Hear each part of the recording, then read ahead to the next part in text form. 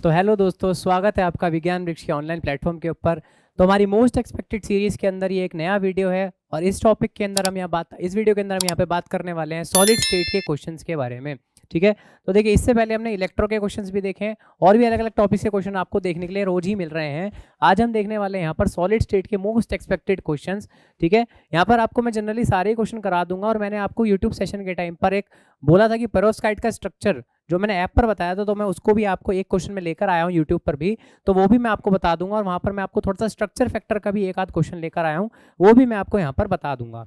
ठीक है, तो देखिए सबसे पहले अगर मैं क्वेश्चन स्टार्ट करता हूँ तो सबसे पहले एक बेसिक सा क्वेश्चन लेकर आया हूँ। तो देखिए इस क्वेश्चन के अगर आप बात करें यहाँ पर, तो ये रेडियस रेशियो का क्वेश्चन है। ठीक है, तो वहाँ पर आपको देखिए अलग अलग आयंस के लिए रेडियस दे दी है, यहाँ पर लिथियम सोडियम अलग अलग टाइप के आयंस हैं और यहाँ पर आपसे पूछा है कि LiBr और NaBr के लिए यहाँ पर ये कौन से होल्स बनाएंगे। ठीक है, या फिर यहाँ पर मैं बोलूँगा कौन से वॉइड्स में ये जाना पसंद कर रहे होंगे।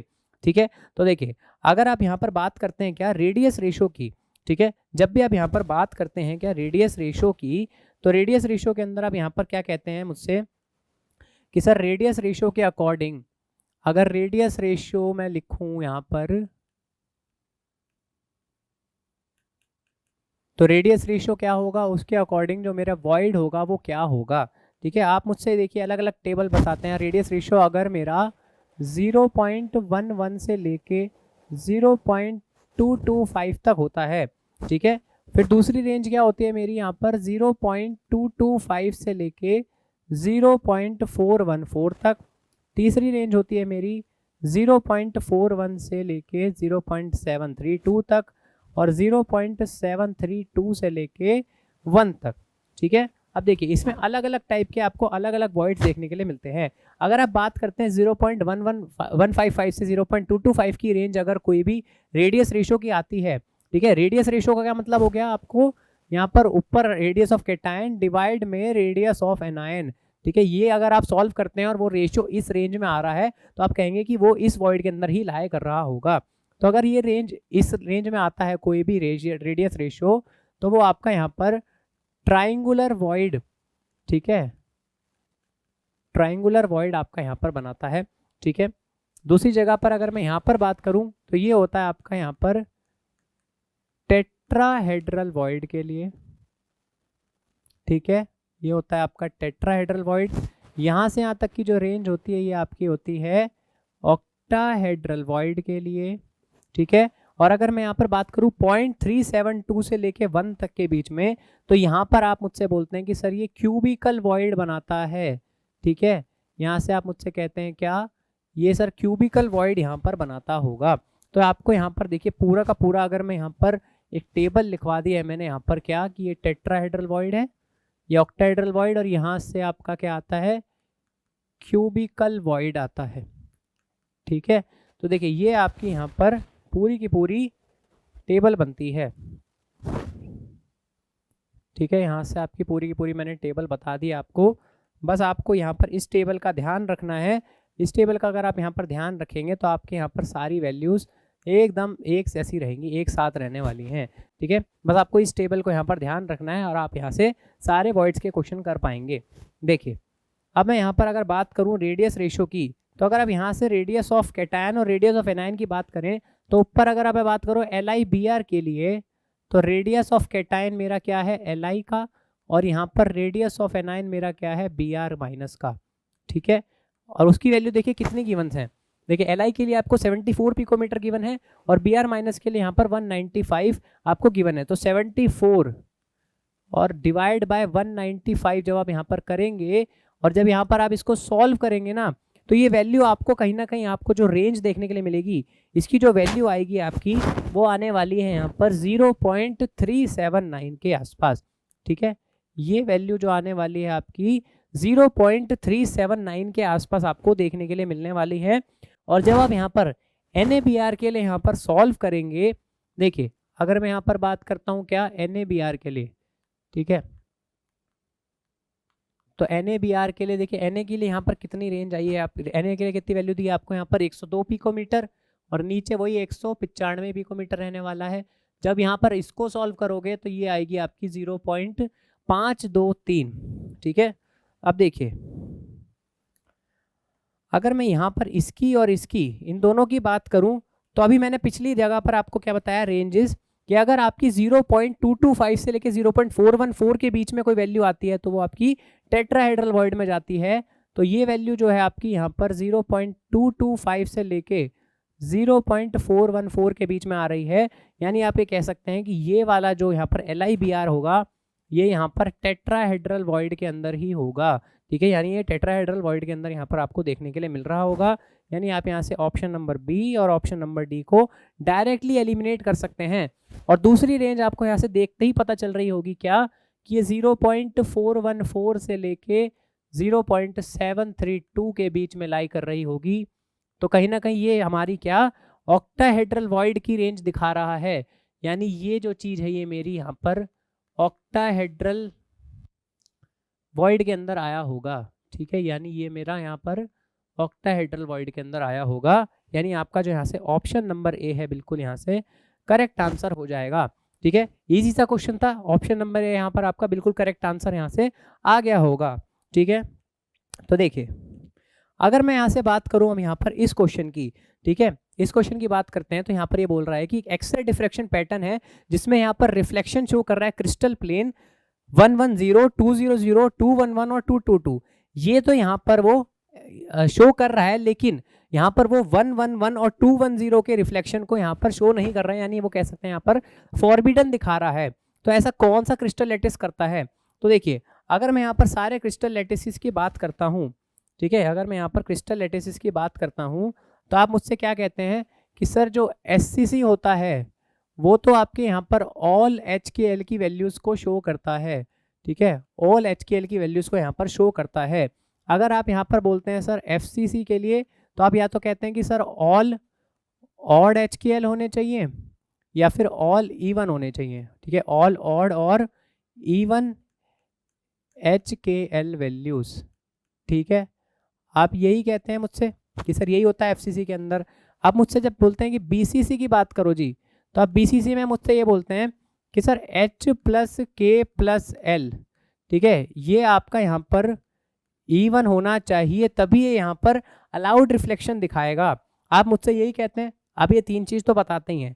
ठीक है, मैंने आपको जब YouTube पे टेबल दिखाई थी, उस टेबल में आपको मैंने डायमंड का भी दिखाया था, उसमें मैंने आपको हेक्सागन का भी दिखाया था, पर अब जनरली इन तीनों का यहाँ पर काम चलाने के लिए लेते हैं। ठीक है, तो यहाँ से आपको एक चीज़ समझ आ गई कि यहाँ पर ओके फेस सेंटर देखिए यहाँ पर से 2 बार रिपीट हो गया, ये आपका डायमंड सेंटर्ड है। ठीक है, ये आपका क्या है, डायमंड सेंटर्ड है भाई। ठीक है, ये है डायमंड सेंटर्ड। ठीक है, तो देखिए अगर मैं यहाँ पर बात करूँ इस वाले रिफ्लेक्शन पैटर्न्स की, तो इसमें आपको देखने के लिए मिल रहा होगा कि अगर मैं यहाँ पर सारी वैल्यूज़ को ऐड करता हूँ, देखिए यहाँ पर पहली बात तो ऑल और इवन का केस तो है ही नहीं। ठीक है, कोई सा भी, तो यहाँ से आपको ये तो समझ आएगा कि ये फेस सेंटर्ड तो नहीं है। और अगर ये यहाँ पर कोई फॉरबिडन दिखा रहा है तो इसका मतलब सीधा सीधा पता चल गया कि आपको ये प्रिमिटिव भी नहीं है, यानी सिंपल तो होना नहीं। ये दो तो आपके डायरेक्टली कट गए। अब या तो ये डायमंड है या फिर BCC है। तो अगर मैं यहाँ पे पहचानूँ BCC के लिए, तो BCC के लिए आप क्या करेंगे, सारी HKL वैल्यूज़ को ऐड करिए। तो अगर मैं यहाँ से HKL वैल्यू को ऐड करूँ तो ये क्या हो जाएगा मेरा 1 + 1 + 0, ये आ गया मेरा 2। ठीक है, तो ये इवन वैल्यू आई है। यहाँ पर अगर मैं बात करूँ 2 + 0 + 0, यानी ये भी मेरा क्या है 2, ये भी मेरा इवन ही आ रहा है। और जब आप यहाँ पर इन दोनों को भी सॉल्व करेंगे तो ये भी आपको इवन ही वैल्यू दिखा रहा होगा। पर यहाँ देखिए यहाँ पर ये 1 + 1 + 1 यहाँ पर आपका ऑड वैल्यू आ रही है और यहाँ पर भी आपकी ऑड वैल्यू ही आ रही है। यानी ये आपका सीधा सीधा आपको बता रहा है क्या, कि ये कहीं ना कहीं BCC ही स्ट्रक्चर होगा। जभी तो आपके यहाँ पर जितने भी HKL प्लस इवन में आ रहे हैं उनको ये शो कर रहा है, और जितने भी HKL ऑड में आ रहे हैं उनको यहाँ पर ये फॉरबिडन कर रहा है या फिर दिखा ही नहीं रहा है। और डायमंड तो ये होने से रहा, क्यों? क्योंकि डायमंड के लिए भी क्या कंडीशन होती है, या तो ऑल ऑड होने चाहिए या फिर ऑल HKL यहाँ पर इवन होने चाहिए। ठीक है, चलिए मैं डायमंड के लिए भी आपको यहाँ पर लिख ही देता हूँ। तो देखिए डायमंड के लिए अब यहाँ पर क्या बोलते हैं, या तो ऑल ऑड HKL होने चाहिए और ऑल इवन। ठीक है, और अगर इवन है तो H+K+L ये यहाँ पर डिविजिबल होने चाहिए, इज डिविजिबल बाय 4। ठीक है, ये चीज़ आप बोलते हैं यहाँ पर डायमंड क्यूबिक सेंटर्ड के लिए। ठीक है, कि यहाँ पर अगर या तो ऑल ऑड HKL है, ठीक है, और अगर ऑल इवन HKL है तो ऑल इवन में भी वो HKL यहाँ पर डिवाइड बाय 4 होने चाहिए, तभी आप यहाँ पर इसको डायमंड सेंटर्ड कहते हैं। तो आई होप आपको यहाँ पर ये चीज़ समझ में आ गई होगी कि ऑप्शन नंबर भी यहाँ पर हमारा करेक्ट आंसर होने वाला है। ठीक है, तो देखिए अगर मैं यहाँ पर नेक्स्ट क्वेश्चन की बात करूँ तो ये आता है हमारा यहाँ पर स्ट्रक्चर फैक्टर से। ठीक है, ये क्वेश्चन आता है हमारा यहाँ पर स्ट्रक्चर फैक्टर से। तो देखिए स्ट्रक्चर फैक्टर के क्वेश्चन से पहले मैं आपको थोड़ा सा स्ट्रक्चर फैक्टर समझा देता हूँ। तो देखिए स्ट्रक्चर फैक्टर होता क्या है, स्ट्रक्चर फैक्टर होता क्या है, देखिए अगर मैं यहाँ बात करता हूँ, देखिए स्ट्रक्चर फैक्टर की बात करते हैं हम यहाँ पर। अगर मैं एक लैटिस को लेता हूँ, ठीक है, मान लीजिए ये मेरा एक यूनिट सेल है और इस यूनिट सेल को मैंने यहाँ पर बनाया, ठीक है, इस यूनिट सेल को मैंने यहाँ पर बना दिया और इस यूनिट सेल में मान लीजिए अलग अलग एटम्स प्रेजेंट थे, कुछ इस जगह पर ऐसे ऐसे ऐसे अलग अलग एटम्स ऐसे मेरे प्रेजेंट थे। ठीक है, कुछ इस तरह से अलग अलग एटम्स प्रेजेंट थे। अब आपने क्या करा, यहाँ से रेडिएशन को पास किया, आपने यहाँ से रेडिएशन को पास किया। अब ये एटम्स अलग अलग कोऑर्डिनेट से प्रेजेंट होंगे और ये ऐसे अलग अलग रेडिएशंस आई होंगी कई सारी, ठीक है, कई सारी पास हो गई होंगी, कई सारी यहाँ पर टकराकर रिफ्लेक्ट हो गई होंगी और कई सारी ऐसी ही यहाँ पर पास हो गई होंगी। राइट, यहाँ तक आपको बात समझ में आ रही होगी। तो अब यहाँ पर स्ट्रक्चर फैक्टर जो बताता है हमें, वो क्या बताता है कि कौन सा एटम यहाँ पर कितना, यहाँ पर कौन सा एटम कितना यहाँ पर इंटेंसिटी या फिर कितना वो स्कैटरिंग शो करेगा, यही उसकी पावर, इसी को आप वो बताता है क्या, स्ट्रक्चर फैक्टर। या फिर स्ट्रक्चर फैक्टर की मैं बात बताऊं तो स्ट्रक्चर फैक्टर आपको ये बताता है कि यहाँ पर जो एटम्स है वो यहाँ पर कहाँ पर प्रेजेंट होने वाले हैं। ठीक है, और यहाँ पर आपकी जो इंटेंसिटी आती है, ठीक है, आप जो भी यहाँ पर देखिए XRD का ग्राफ जब आप यहाँ पर बनाते हैं तो आप यहाँ पर ऐसे XRDs के ग्राफ में देखते हैं, यहाँ पे पीक्स देखते हैं। ठीक है, यहाँ पर ऐसे करके पीक्स आती हैं कुछ, ठीक है, टू थीटा के रिस्पेक्ट में आप यहाँ पर इंटेंसिटी और 2 थीटा के रिस्पेक्ट में यहाँ पर इंटेंसिटी के ग्राफ्स देखते हैं। तो ये ग्राफ्स में इंटेंसिटी जो ये आ रही है, लंबी पीक, कभी छोटी पीक, कभी बिल्कुल आपको इतनी सी इंटेंसिटी वाली पीक भी देखने को मिलती है, वो क्यों नहीं आ रही है या फिर क्यों आ रही है, इंटेंसिटी कैसे निकालते हैं। तो इंटेंसिटी निकालने के लिए आप यहाँ पर यूज करते हैं क्या, आप यहाँ पर f ऑफ HKL का मॉड लेते हैं और उसका यहाँ पर स्क्वायर कर देते हैं और यही आपका यहाँ पर क्या आता है, इंटेंसिटी। ठीक है, तो यहाँ से आप इंटेंसिटी निकालते हैं। अब आप उससे ये पूछ रहे होंगे सर ये बड़ा F क्या है, ये क्या बवाल बता दिया सर आपने ये। तो देखिए बड़ा F जो यहाँ पर आपका होता है, F ऑफ HKL, ये आपका इक्वल होता है किसके, structure factor multiplied with atomic scattering factor के। ठीक है, देखिए ये सारी नई टर्म्स है आपके लिए, मैं मानता हूँ, लेकिन आपको थोड़ा समझना पड़ेगा। बस क्या करना है, देखिए मैं आपको बस थोड़ा सा ब्रीफ दे रहा हूँ, फिर उसके बाद आप समझ जाएंगे सारी चीज़ यहाँ पर हो क्या रही है। देखिए जो यहाँ पर ये स्मॉल f है ना, ये जो स्मॉल f है ये आपको बताता है कि एक एटम यहाँ पर कितनी स्कैटरिंग कर सकता है। अब मैंने देखिए यहाँ पर पूरे यूनिट सेल के ऊपर रेडिएशंस डाली थी। अब यहाँ पर ऐसा तो नहीं होगा ना कि पूरा यूनिट सेल जो होगा वो एकदम से रेडिएशन दिखा देगा, यहाँ पर जो एटम होगा वो ही तो स्कैटरिंग कर रहा होगा ना। अब यहाँ पर जो ये बड़ा f है, ठीक है, जो ये बड़ा f है मेरा, यहाँ पर ये जो बड़ा f है ये आपको बताता है क्या, ये बताता है आपका टोटल स्कैटरिंग, ये आपको बताता है क्या, total scattering of unit cell. ठीक है, यानी यूनिट सेल से कितनी टोटल स्कैटरिंग हुई ये आपको ये कैपिटल F बताता है। और यहाँ पर जो ये स्मॉल f है ये आपको बताता है स्कैटरिंग, या फिर ये बताता है कितनी स्कैटरिंग एक एटम ने करी, इसी को आप यहाँ पर कहते हैं एटॉमिक स्कैटरिंग फैक्टर। ठीक है, ये आपका क्या हो गया, एटॉमिक स्कैटरिंग फैक्टर। और यहाँ पर जो ये थर्ड चीज है हमारी S, ये S होता है हमारा यहाँ पर क्या, स्ट्रक्चर फैक्टर। ठीक है, यही S होता है क्या मेरा यहाँ पर, स्ट्रक्चर फैक्टर। तो देखिए अब यहाँ पर ये तीनों टर्म्स का मतलब समझिए, अगर मेरा एक यूनिट सेल है, ठीक है, अगर मेरा एक यूनिट सेल है वो यहाँ पर कितनी स्कैटरिंग दिखाएगा वो कैसे पता चलेगा, वो मुझे कैसे पता चलेगा कि वहाँ पर कौन सा एटम किस जगह पर प्रेजेंट है और वो एटम कितनी स्कैटरिंग कर रहा है। अगर मुझे ये दोनों चीजें पता चल जाएंगी तभी तो मैं बता पाऊंगा ना कि इस यूनिट सेल में कितनी स्कैटरिंग हो रही होगी। अगर मेरे को ये पता चल जाएगी ये एटम जो है ये यहाँ इस कोऑर्डिनेट पे प्रेजेंट है और वो इस एटम से इतनी ही स्कैटरिंग कर रहा है, तो मैं यहाँ से बता दूंगा कि मेरी इस यूनिट सेल से सारों को जब मैं जोड़ दूंगा तो मुझे ये पता चल जाएगा यहाँ पर कि कितनी स्कैटरिंग हो रही होगी। ठीक है, यानी ये मुझे यहाँ पर ये स्कैटरिंग फैक्टर यानी जो स्ट्रक्चर फैक्टर है वो कहीं ना कहीं सारे एटम्स की लोकेशन बता रहा होगा।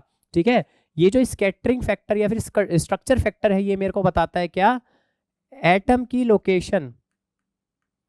ठीक है, एटम्स की लोकेशन को ये मुझे यहाँ पर बताता है। ठीक है, एक तरह से ये आपको एटम्स की लोकेशन ही बताता है। ओके, अब देखिए एफ जो होता है आपका यहाँ पर एस इंटू स्मॉल एफ होता है, तो यानी मैं यहाँ पर इस फॉर्मूले में एक चीज और यहाँ पर लिख सकता हूँ क्या, कि बड़ा एफ जो होता है मेरा क्या होता है, एस इंटू स्मॉल एफ के इक्वल। यानी मैं अगर इसका स्क्वायर कर दूं तो भी मुझे यहाँ पर इंटेंसिटी मिल जाएगी। ठीक है, यहाँ पर मुझे इंटेंसिटी मिल जाएगी। और ऐसे ही आप यहाँ पर जनरली इंटेंसिटी को निकालते हैं। आपको स्ट्रक्चर फैक्टर पता हो जाता है, एफ की वैल्यू आपको देखिए जनरली कोई मतलब नहीं होता है, एफ की वैल्यू आपको गिवन ही होगी। ठीक है, वो आप यहाँ पर कैलकुलेट नहीं कर सकते हैं, तो एफ की वैल्यू की कोई दिक्कत नहीं है। बस आपको यहाँ पर जो स्ट्रक्चर फैक्टर है वो आपको कैलकुलेट करना आना चाहिए। तो वो कैसे कैलकुलेट करते हैं वो मैं आपको थोड़ा सा बता देता हूँ। देखो, देखिए मैं आपको अगर बताऊं तो स्ट्रक्चर फैक्टर कैलकुलेशन करने से पहले, कैलकुलेशन ऑफ एस, ठीक है, इसको करने से पहले मैं आपको एक इक्वेशन बता देता हूँ, बस आपको वो थोड़ा सा ध्यान रखना है उस इक्वेशन को। इजी सी इक्वेशन है, ठीक है, कोई इतनी बहुत मुश्किल इक्वेशन नहीं बताऊंगा मैं आपको। देखिए जो एस होता है ये होता है आपका समेशन ऑफ यहाँ पर ई की पावर 2 पाई आई एक्स इंटू एच, ठीक है, प्लस वाई जे इंटू के और z of j into L. ठीक है, ये आपका आता है यहाँ पर स्ट्रक्चर फैक्टर। ठीक है, आप यहाँ से सारी वैल्यूज को निकालिए और आपसे यहाँ पर स्ट्रक्चर फैक्टर निकल जाएगा। ठीक है, अब देखिए यहाँ पर मतलब समझिए पहले पूरा। आपको ये e की पावर 2 पाई आई, भाई ऐसा लग रहा हो पता नहीं सर ये तो क्या क्या बता दिया आपने, यहाँ से ये क्या करूँगा मैं, ये कैसे सॉल्व होएगा मुझसे एग्जाम में, ये चीज़ें क्या बता दिया आपने अगर ये आ गया तो। और ये एक्स वाई जेड ये क्या क्या बता दिया आपने। तो देखिए आप कार्टेशियन कोऑर्डिनेट्स लिखते हैं, जब आप ये लिखते हैं ना कि एटम की जो रिप्रेजेंटेशन होती है, आप एटम को जब आप रिप्रेजेंट करते हो कि कॉर्नर का एटम है तो आप उसको लिखते हो कि ये तो हमारा 0 0 और 0 है। ठीक है, आप यही तो लिखते हैं ना कॉर्नर के लिए, भैया आप कॉर्नर के लिए यही तो लिखते हो ना। तो आप ये जब लिखते हो 0 0 और 0, तो आप ये बोलते हो कि ये क्या है, मेरी x की डायरेक्शन, ये है मेरी y की डायरेक्शन और ये z की डायरेक्शन। अरे यही तो चीज़ है ये x y z, और क्या है। और ये एच के एल तो आपको पता ही है, मिलर इंडिसेस वीस इंडिसेस निकालते हो जब आप, एच के एल की value, H k L planes, H k L है ये सिर्फ डायरेक्टली। आई बात समझ में, एक्स वाई जेड और एच के एल समझ में आया क्या हो रहा है यहाँ पर। और e की पावर 2 पाई आई को सॉल्व नहीं करना हो आपको, मैं आपको बताऊंगा कि आपको यहाँ पर क्या करना है, बस आपको ये इक्वेशन का ध्यान होना चाहिए। ठीक है, सबसे पहली चीज आपको ये इक्वेशन का ध्यान होना चाहिए। दूसरी चीज अब मैं आपको बताता हूं, अगर आपके पास कोई भी e की पावर आई थीटा होता है तो यहाँ पर यूलर्स थ्योरम कहती है कि आप इस आई e की पावर आई थीटा को आप क्या लिख सकते हो, कॉस थीटा प्लस आई इंटू साइन थीटा। ठीक है, आप इसको इस फॉर्म में लिख सकते हैं। ठीक है, ये बताता है हमारा यूलर थ्योरम। आई बात समझ में, इस चीज को आप समझ गए भाई, इस चीज को बस आपको समझना है बस। ठीक है, इससे ज़्यादा अब आपको यहाँ पर कोई दिमाग नहीं लगाना है। ठीक है, ये चीज़ समझ में आ गई। बस अब यहाँ पर आप मुझे ये बताते चलिए, अगर मान लीजिए, ठीक है मैं अगले पेज पर लेता हूँ इसको, आप मुझे ये बताइएगा, अगर मैं e की पावर आई थीटा को, ठीक है मैं ये लिख रहा हूँ क्या कि कॉस थीटा प्लस आई साइन थीटा, आप यही बोल रहे हैं ना कि यही लिख रहा हूँ मैं।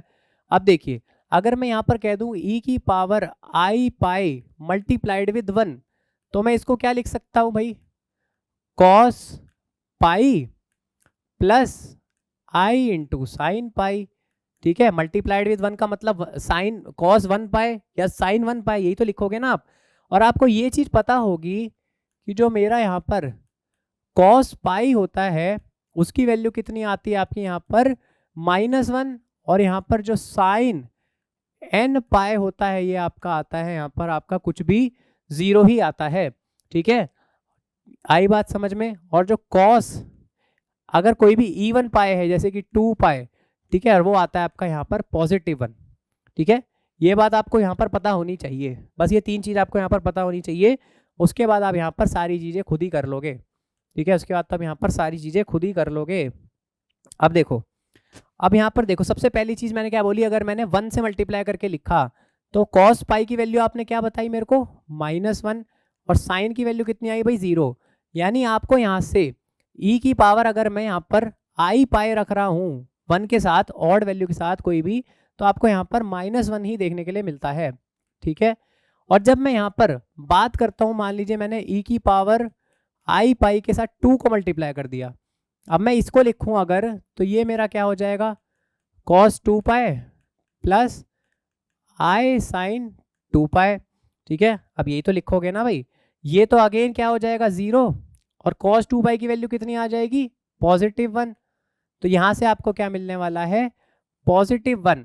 अगर आप यहाँ से सीधी सीधी एक कंक्लूजन निकाल लें, तो आप यहाँ पर मुझे कंक्लूजन में क्या कहेंगे कि सर जब भी ई की पावर आई पाई के साथ ऑड वैल्यू लगी होगी तो वहाँ पर आपको -1 देखने के लिए मिलेगा, और जब भी आपको ई की पावर आई पाई के साथ इवन वैल्यू देखने के लिए मिल रही होगी, वहाँ पर आपको +1 देखने के लिए मिलेगा।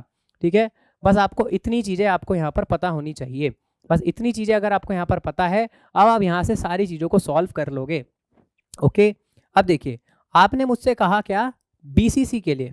ठीक है, अब यहाँ से पहले मैं बीसीसी के लिए निकालता हूँ। देखिए इस जगह पर आपने बीसीसी के लिए करना है, सॉल्व करना है अगर बीसीसी के लिए, तो मैंने आपसे क्या कहा, स्ट्रक्चर फैक्टर निकालने के लिए बोला उसने भाई। तो स्ट्रक्चर फैक्टर आपका क्या होता है, समेशन ऑफ ई की पावर आई इंटू 2 पाई ब्रैकेट में एक्स जे प्लस वाई के प्लस जेड एल। ठीक है, इतना होता है, इतना आपको याद होना चाहिए। अगर आपको इतना याद है बस, अब इसके बाद तो आपको कुछ भी नहीं करना है भाई, इजी इजी चीज़ें होंगी। अब देखो, अब मुझे अब ये बताओ, बीसीसी के अंदर जब आप एटम के कोऑर्डिनेट्स लिखते हैं बीसीसी के लिए, तो आप एक कहते हैं कि कॉर्नर पे होता है एक तो मेरा एटम 0 0 0 पे, और जो दूसरा एटम होता है वो मेरा होता है हाफ हाफ और हाफ पे। ठीक है, अब ये मत कहना कि सर 8 एटम होते हैं ना कॉर्नर पे, तो 8 क्यों नहीं लिखा हमने भाई। अब कॉर्नर के एटम की पोजीशन जब बताते हैं तो वो तो 0 0 0 ही होती है ना। अब उसको कॉर्नर को पूरा एक एटम मानकर चलते हैं ना, 8 कंट्रीब्यूशन लेके एक एटम बताते हैं। और बीसीसी के लिए आप कहते हैं कि एक कॉर्नर की जगह एक बॉडी सेंटर पे प्रेजेंट होता है, तो अब उसको हाफ हाफ हाफ से कोऑर्डिनेट से रिप्रेजेंट करते हैं। बस अब यहाँ पर इसको सॉल्व करना है। देखिए अगर मैं यहाँ पर बात करूँ पहले 0 0 0 के लिए, ठीक है, तो पहले 0 0 0 के लिए अगर मैं सॉल्व करूँ, तो अगर 0 0 रख दूं मैं एक्स वाई और जेड तीनों को, तो चाहिए 0h 0k प्लस 0l।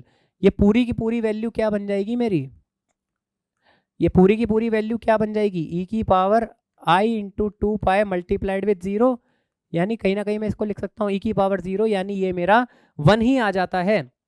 ठीक है, यानी यहाँ से मेरा जो स्ट्रक्चर फैक्टर आ जाता है वो 1 ही आ जाता है जब भी। इसलिए आप देखते हैं ना सिंपल क्यूबिक के लिए क्या होता है, सिर्फ कॉर्नर ही तो होते हैं, और वहां पर आपको स्ट्रक्चर फैक्टर 1 ही देखने के लिए मिल जाता है। ठीक है, वहां पर आपको स्ट्रक्चर फैक्टर 1 ही देखने के लिए मिल जाता है। ओके, तो चलिए मैं यहाँ पर एक बार थोड़ा सा लिख देता हूँ। देखिए जब यहाँ पर आपने क्या सिंपल क्यूबिक के लिए लिखा, तो वहां पर आपके कोऑर्डिनेट्स क्या थे 0 0 0, और आपने यहाँ पर क्या लिखा कि ई की पावर i2 पाई 0। ठीक है, यही आया आपका ई की पावर 0, और ये आ गया आपका 1। और जब आप यहाँ पर इसके लिए सॉल्व कर रहे हैं ना, देखिए जब यहाँ पर आप इसके लिए सॉल्व कर रहे हैं तो आपको ये चीज देखने के लिए मिली होगी कि जो ये स्ट्रक्चर फैक्टर है आपका, ये आपके z के ही इक्वल देखने के लिए मिलने लगता है। ठीक है, यहाँ से आपका अगर वो अलाउड रिफ्लेक्शन शो कर रहा होगा, अगर वो आपका अलाउड रिफ्लेक्शन शो कर रहा होगा, मेरी बात ध्यान से सुनिएगा, अगर वो आपका अलाउड रिफ्लेक्शन शो कर रहा होगा तो आपका जो स्ट्रक्चर फैक्टर है वो z के ही इक्वल देखने के लिए मिलता है। ठीक है, तो एससीसी में आपको हमेशा जो स्ट्रक्चर फैक्टर है वो 1 ही देखने के लिए मिलेगा, और वो z के ही इक्वल होता है उसके। आई बात समझ में, एससीसी के लिए, फॉर एससीसी। ठीक है, ये बात ध्यान रखना भाई, for SCC structure factor always 1 ही होता है, क्योंकि यहाँ पर सारी रिफ्लेक्शंस अलाउड होती हैं। ओके, ये बात समझ में आ गई। अब देखिए अगर मैं यहाँ पर बात करता हूँ क्या बीसीसी के लिए, देखो बीसीसी के लिए अगर मैं यहाँ पर बात कर रहा था अभी, तो देखो बीसीसी के अंदर अभी सिर्फ हमने कॉर्नर के लिए 0 0 0 के लिए निकाला है। मैंने क्या कहा, समेशन, यानी अब यहाँ पर दूसरी टर्म भी लेकर चलनी है मुझे, क्या, ई की power 2 pi multiplied with half into H. ठीक है, हाफ इंटू एच प्लस, देखिए एच की एल की वैल्यू भी उसने वैसे दे रखी है, पर फिलहाल मैं एच के एल के लिए पहले सॉल्व करता हूँ, रुको। देखिए हाफ के प्लस हाफ एल, आप यही लिखते हो, और यहाँ से आप इसको क्या बोल देते हो कि ये जो मेरी इक्वल आई है ये किसकी आ गई, हाफ 2 पाए, आपने क्या किया एच प्लस के प्लस एल यहाँ पर कॉमन ले लिया, 2 से आपका यहाँ से 2 कट जाता है, और जब भी आप यहाँ पर लिखेंगे आई इंटू पाए एच प्लस के प्लस एल, ये आ जाता है आपका यहाँ पर स्ट्रक्चर फैक्टर इस जगह से। और जब भी आप यहाँ पर स्ट्रक्चर फैक्टर को सॉल्व करते हैं तो वो आ जाता है आपका ई की पावर आई पाई एच प्लस के प्लस एल, ठीक है। तो देखिए ये आता है आपका यहाँ पर पूरा स्ट्रक्चर फैक्टर फॉर बीसीसी, ठीक है। यहाँ से आता है आपका पूरा स्ट्रक्चर फैक्टर फॉर बीसीसी। आई बात समझ में भाई, बीसीसी के लिए स्ट्रक्चर फैक्टर कैसे निकल रहा है, ये स्ट्रक्चर फैक्टर आ जाता है आपके लिए यहाँ पर। अब देखो आप ये कहते हैं कि h प्लस के प्लस एल की वैल्यू जो है अगर इवन होती है तो ही बीसीसी अलाउड रिफ्लेक्शन शो करता है। अगर इवन है, देखो यहाँ पर मैंने आपको एक चीज बताई थी, क्या जब भी आपकी e की पावर आई पाई इवन वैल्यू दे रहा होगा तो आपको +1 वैल्यू देखने के लिए मिलती है, और अगर आई पाई की पावर और दिख रही होगी तो -1 की वैल्यू देखने के लिए मिलती है। यानी अगर मैं यहाँ पर h प्लस के प्लस एल की वैल्यू इवन रख दूंगा, ठीक है, अगर यहाँ पर मेरी h प्लस के प्लस एल की वैल्यू जो मेरी इवन होगी तो यहाँ पर इवन की वजह से यहाँ पर एक +1 देखने के लिए मिलेगा, और ये +1 होते ही यहाँ पर जो मेरा स्ट्रक्चर फैक्टर होगा वो 1 + 1 यानी 2 हो जाएगा, जो कि मेरा यहाँ पर z के ही इक्वल आता है, ठीक है। आई बात समझ में या नहीं, ठीक है। तो यहाँ पर जो मेरा z होता है अलाउड रिफ्लेक्शन के लिए ही बात हो रही है, ये बात याद रखना, z s के इक्वल तभी आएगा जब यहाँ पर अलाउड रिफ्लेक्शंस होंगी, ओनली फॉर अलाउड रिफ्लेक्शन, ये बात याद रख लेना भाई, कई सारों के लिए निकाल मत आना ये, ठीक है, ओनली फॉर अलाउड रिफ्लेक्शन। अगर यहाँ पर ये नॉट अलाउड होता, नॉट अलाउड का क्या मतलब हो गया, नॉट अलाउड के लिए तो आपको हमेशा याद रखना जहां भी नॉट अलाउड का केस होगा ना, यानी देखो ये जब क्या होता आपका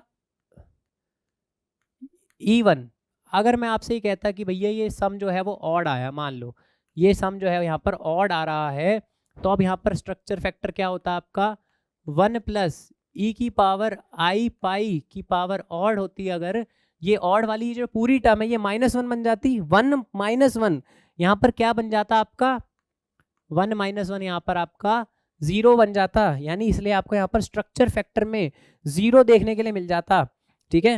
अब आप मुझसे कहेंगे सर ये स्ट्रक्चर फैक्टर तो आपने निकाल दिया, चलिए ठीक है, आप यहाँ पर ये कह रहे हैं ठीक है स्ट्रक्चर फैक्टर आया, पर स्ट्रक्चर फैक्टर का सर काम क्या हो रहा है, आप कह रहे थे सर इससे allowed reflection non allowed reflection बताते हैं।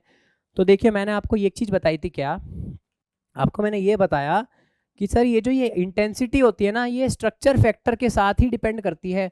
अगर स्ट्रक्चर फैक्टर मेरा यहाँ पर 0 हो जाए, 0 हो जाएगा तो क्या मेरी इंटेंसिटी यहाँ कुछ दिखने वाली है, कि आप मुझे बताइए, यहाँ पर अगर मेरा स्ट्रक्चर फैक्टर ही 0 हो जाएगा तो क्या मेरे को यहाँ पर कोई भी इंटेंसिटी देखने के लिए मिलेगी, भाई कोई इंटेंसिटी देखने के लिए नहीं मिलने वाली है ना, सीधी बात है। अगर मेरा स्ट्रक्चर फैक्टर 0 हो गया तो यहाँ पर कोई इंटेंसिटी देखने के लिए थोड़ी मिलेगी। तो इसी वजह से मैं यहाँ पर कहता हूँ क्या कि जब भी आपकी एच के एल की वैल्यू ऑड आती है, ठीक है, मैं यहाँ लिख देता हूँ फॉर बीसीसी जो आपका स्ट्रक्चर फैक्टर आता है, ठीक है, यहाँ से बीसीसी के लिए वो आता है 1 + e की पावर आई पाई एच प्लस के प्लस एल, ठीक है, और ये आता है आपका, और देखो यहां से अब आपके दो केस जो मैंने बताया, क्या अगर यहां से एच की एल की वैल्यू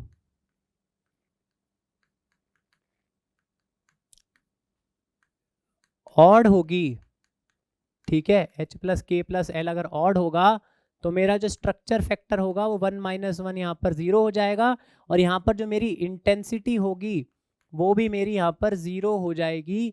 इसी वजह से यहाँ पर कोई भी रिफ्लेक्शन देखने के लिए नहीं मिलती है। आप इसको कहते हैं कि यहाँ पर ये फॉरबिडन होगा फॉर बीसीसी, आप यही कहते हो ना भाई, फॉरबिडन हो जाएगा ये। और वहीं पर अगर मैं दूसरा केस बताऊं आपको, दूसरे केस में आप कहते हैं कि सर अगर एच के एल की वैल्यू इवन है जी, h + k + l की वैल्यू अगर इवन है तो इवन में आप मुझसे ये कहते हैं कि सर यहाँ पर जो स्ट्रक्चर फैक्टर यहाँ से निकालूंगा ना मैं, तो ये 1 + 1 2 के इक्वल आ जाएगा, और यही मेरा यहाँ पर z भी होता है, ठीक है, यही मेरा यहाँ पर z भी होता है, ओके। और यहाँ से जब मैं इंटेंसिटी निकालूंगा ना, तो मेरी जो भी इंटेंसिटी आएगी वो यहाँ पर 2 का स्क्वायर इंटू एफ का स्क्वायर ही आने वाली है, यानी कुछ भी होगी वो कुछ ना कुछ तो इंटेंसिटी शो करेगी ही करेगी, और यहाँ पर ये मेरे को अलाउड रिफ्लेक्शन दिखाएगी ही दिखाएगी। आई बात समझ में कि नहीं? आई बात समझ में या नहीं आया? बीसीसी के अंदर यहाँ पर समझ में? तो जहां पर भी अलाउड रिफ्लेक्शंस होती हैं वहां पर वो z के ही इक्वल स्ट्रक्चर फैक्टर देखने के लिए मिलता है, चाहे आपका FCC हो, चाहे आपका यहाँ पर BCC हो, चाहे SCC हो, ठीक है। FCC के लिए भी जब आप यहाँ पर निकालने बैठोगे ना, तो वहां पर भी आपको स्ट्रक्चर फैक्टर z के ही बराबर देखने के लिए मिलेगा। तो यहाँ से आपको कितना स्ट्रक्चर फैक्टर देखने के लिए मिला अलाउड रिफ्लेक्शन के लिए? देखिए H + K + L यहाँ पे कितना है, 1 + 1 + 2, ठीक है। यहाँ पे कितना हो गया, 4 हो गया ना। 4 मेरा कितना होता है, E1। आपकी E1 की कोई भी वैल्यू होगी ना, वो हमेशा यहाँ पर स्ट्रक्चर फैक्टर 2 ही दिखाएगी, इसलिए आपका यहाँ पर ऑप्शन सी बिल्कुल यहाँ पर करेक्ट आंसर होगा, ठीक है। ऑप्शन सी यहाँ से बिल्कुल आपका करेक्ट आंसर होगा। आई बात समझ में या नहीं? ये चीज़, ये पूरी राम कहानी जो मैंने आपको 3 पेज पे बताई है, क्या ये आपको समझ में आई या फिर नहीं? ठीक है। BCC और SCC के लिए मैंने आपको बता दी है, FCC के लिए आप खुद निकाल कर देखिएगा। मैं आपको कोऑर्डिनेट्स बता देता हूँ भाई, ठीक है। आप कहेंगे सर मुझे तो कोऑर्डिनेट्स भी नहीं पता, तो फिर मैं कोऑर्डिनेट्स बता देता हूँ, आप खुद निकालने बैठना। एक तो कॉर्नर का आइटम होता है FCC के लिए 0 0 0, ठीक है। फिर आपके 1/2 1/2 0, ठीक है। तीसरा आइटम होता है आपका 1/2 0 1/2, क्योंकि फेस सेंटर पे ही होते हैं ना ये सारे आइटम्स। और तीसरा होता है आपका यहाँ पर 0 1/2 1/2, ठीक है। इन सारे कोऑर्डिनेट्स को आप चारों के लिए अलग अलग निकालोगे ना जब, तो आपका जो यहाँ पर स्ट्रक्चर फैक्टर आएगा, देखिए इसकी वजह से तो 1 ही आता है।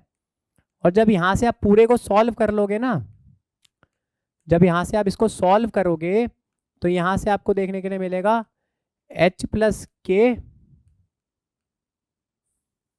देखो मैं यहाँ से आपको लिख ही देता हूँ, चलो बाकी आप खुद सॉल्व कर लेना। ये भाई यहाँ से ये H + K प्लस यहाँ से आपको H + L, और यहाँ से आपको K + L, ठीक है। अब जब यहाँ पर ऑल ऑड या ऑल इवन का जब भी आप केस रखना, कोई भी केस रखना, ठीक है। आप मान लो यहाँ पर 1 1 1 रख के देख लेना H K और L की वैल्यूज, या फिर आप यहाँ पर 2 2 2 रख के देख लेना। आपको इन दोनों के लिए ये आप होमवर्क करना, ठीक है भाई, ये आप यहाँ पर होमवर्क करना। जब भी आप यहाँ पर ऑल ऑड और ऑल इवन का केस देखोगे ना, तो आपको यहाँ पर स्ट्रक्चर फैक्टर जो देखने के लिए मिलेगा, जो यहाँ पर स्ट्रक्चर फैक्टर देखने के लिए मिलेगा वो 4 ही देखने के लिए मिलेगा। और ये आपका किसके इक्वल आएगा भाई, ये आपका Z के ही इक्वल आ जाएगा, ठीक है। FCC के लिए आप यही कहते हैं ना, ये अलाउड रिफ्लेक्शंस हैं जी, ठीक है, ये अलाउड वाली हैं। और दूसरे के लिए आप मेरे को यहाँ पर निकाल के देख लेना, मान लीजिए आप यहाँ पर 2 1 3 करके देख लेना, ठीक है। और या फिर आप 4 4 3 रख लेना, ठीक है, कुछ भी रख लेना भाई, ठीक है, कुछ भी रख लेना, 2 इवन 2 ऑड ऐसे करके कुछ भी कॉम्बिनेशन रख लेना। आप इसको कहेंगे क्या, ये फॉरबिडन है, ये फॉरबिडन है ना। तो आपको इसमें जो S निकलेगा, जो आपका यहाँ से S निकलेगा, वो आपका 0 ही आएगा, ठीक है। ये बात समझ में आ जाएगी आपको जब आप यहाँ पर निकालोगे। आई बात समझ में? यहाँ तक बात समझ में आ गई होगी आपको आई थिंक। तो चलिए अब मैं आपको यहाँ पर बता देता हूँ। तो देखिए आपका यहाँ का आंसर तो क्या आ गया भाई, C आ गया, ठीक है। यहाँ तक समझ में आई? तो चलिए अब नेक्स्ट क्वेश्चन की अगर मैं आपसे बात करूँ, देखिए इस क्वेश्चन में अगेन अब यहाँ से आपसे इंटेंसिटी पूछ ली है, अब यहाँ से आपसे बस इंटेंसिटी पूछ ली है।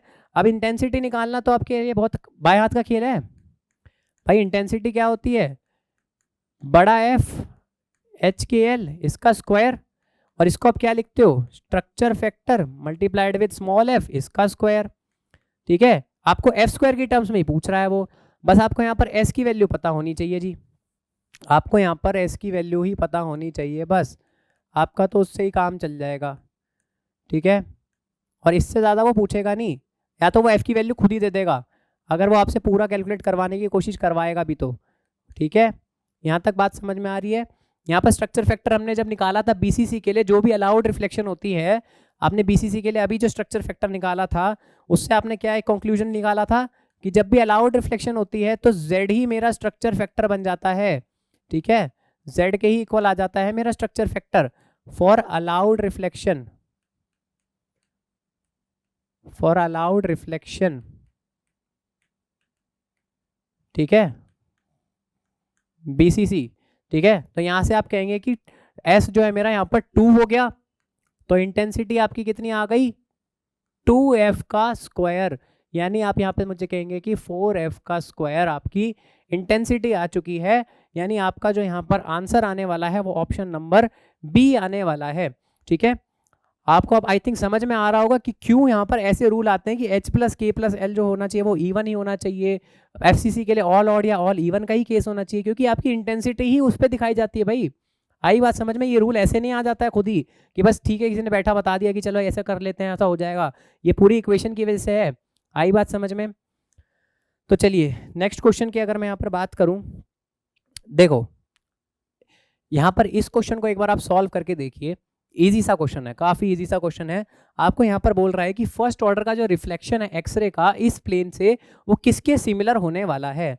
तो देखो अगर मैं यहाँ पर पहले तो इसकी इक्वेशन बनाऊं, फर्स्ट ऑर्डर रिफ्लेक्शन की बात कर रहा है, पहले आप तो ब्रैग्स लॉ लिखते हैं क्या, n lambda is equal to 2d sine theta, ठीक है, ये होती है आपकी ब्रैग्स लॉ। और प्लेन के रिस्पेक्ट में जब भी आप लिखते हैं तो आप उसको लिखते हैं N lambda is equal to 2a sine theta divide में under root of H square plus के स्क्वायर प्लस एल स्क्वायर, ठीक है।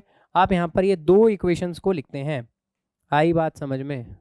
ये दो इक्वेशन आप यहाँ पर लिखते हैं, राइट भाई, लिखते हैं कि नहीं? अरे थोड़ी सी वेट, ठीक है, ये दो इक्वेशन को आप यहाँ पर लिखते हैं, राइट।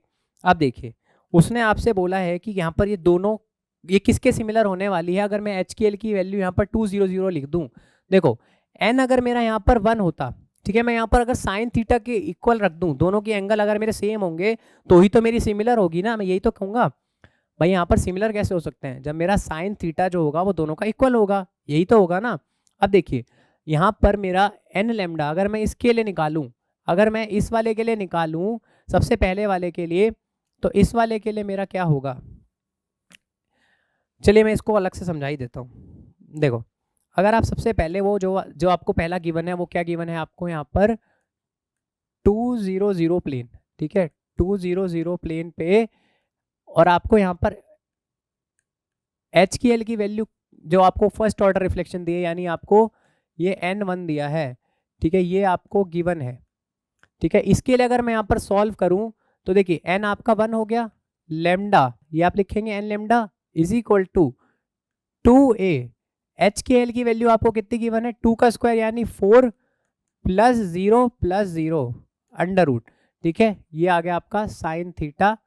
अब देखिए साइन थीटा की अगर मैं यहाँ पर वैल्यू रख दूँ, सॉरी साइन थीटा की अगर मैं वैल्यू निकालूँ तो ये क्या होगी मेरी, देखिए ये हो गई आपकी यहाँ पर ये अंडर रूट जो है यहाँ पे चला जाएगा और ये 2 बन जाएगा लेमडा डिवाइड बाय 2a, 2 से 2 कैंसल, आपका जो आपका साइन थीटा आ रहा है वो आपका लेमडा बाय a के इक्वल आएगा, ठीक है।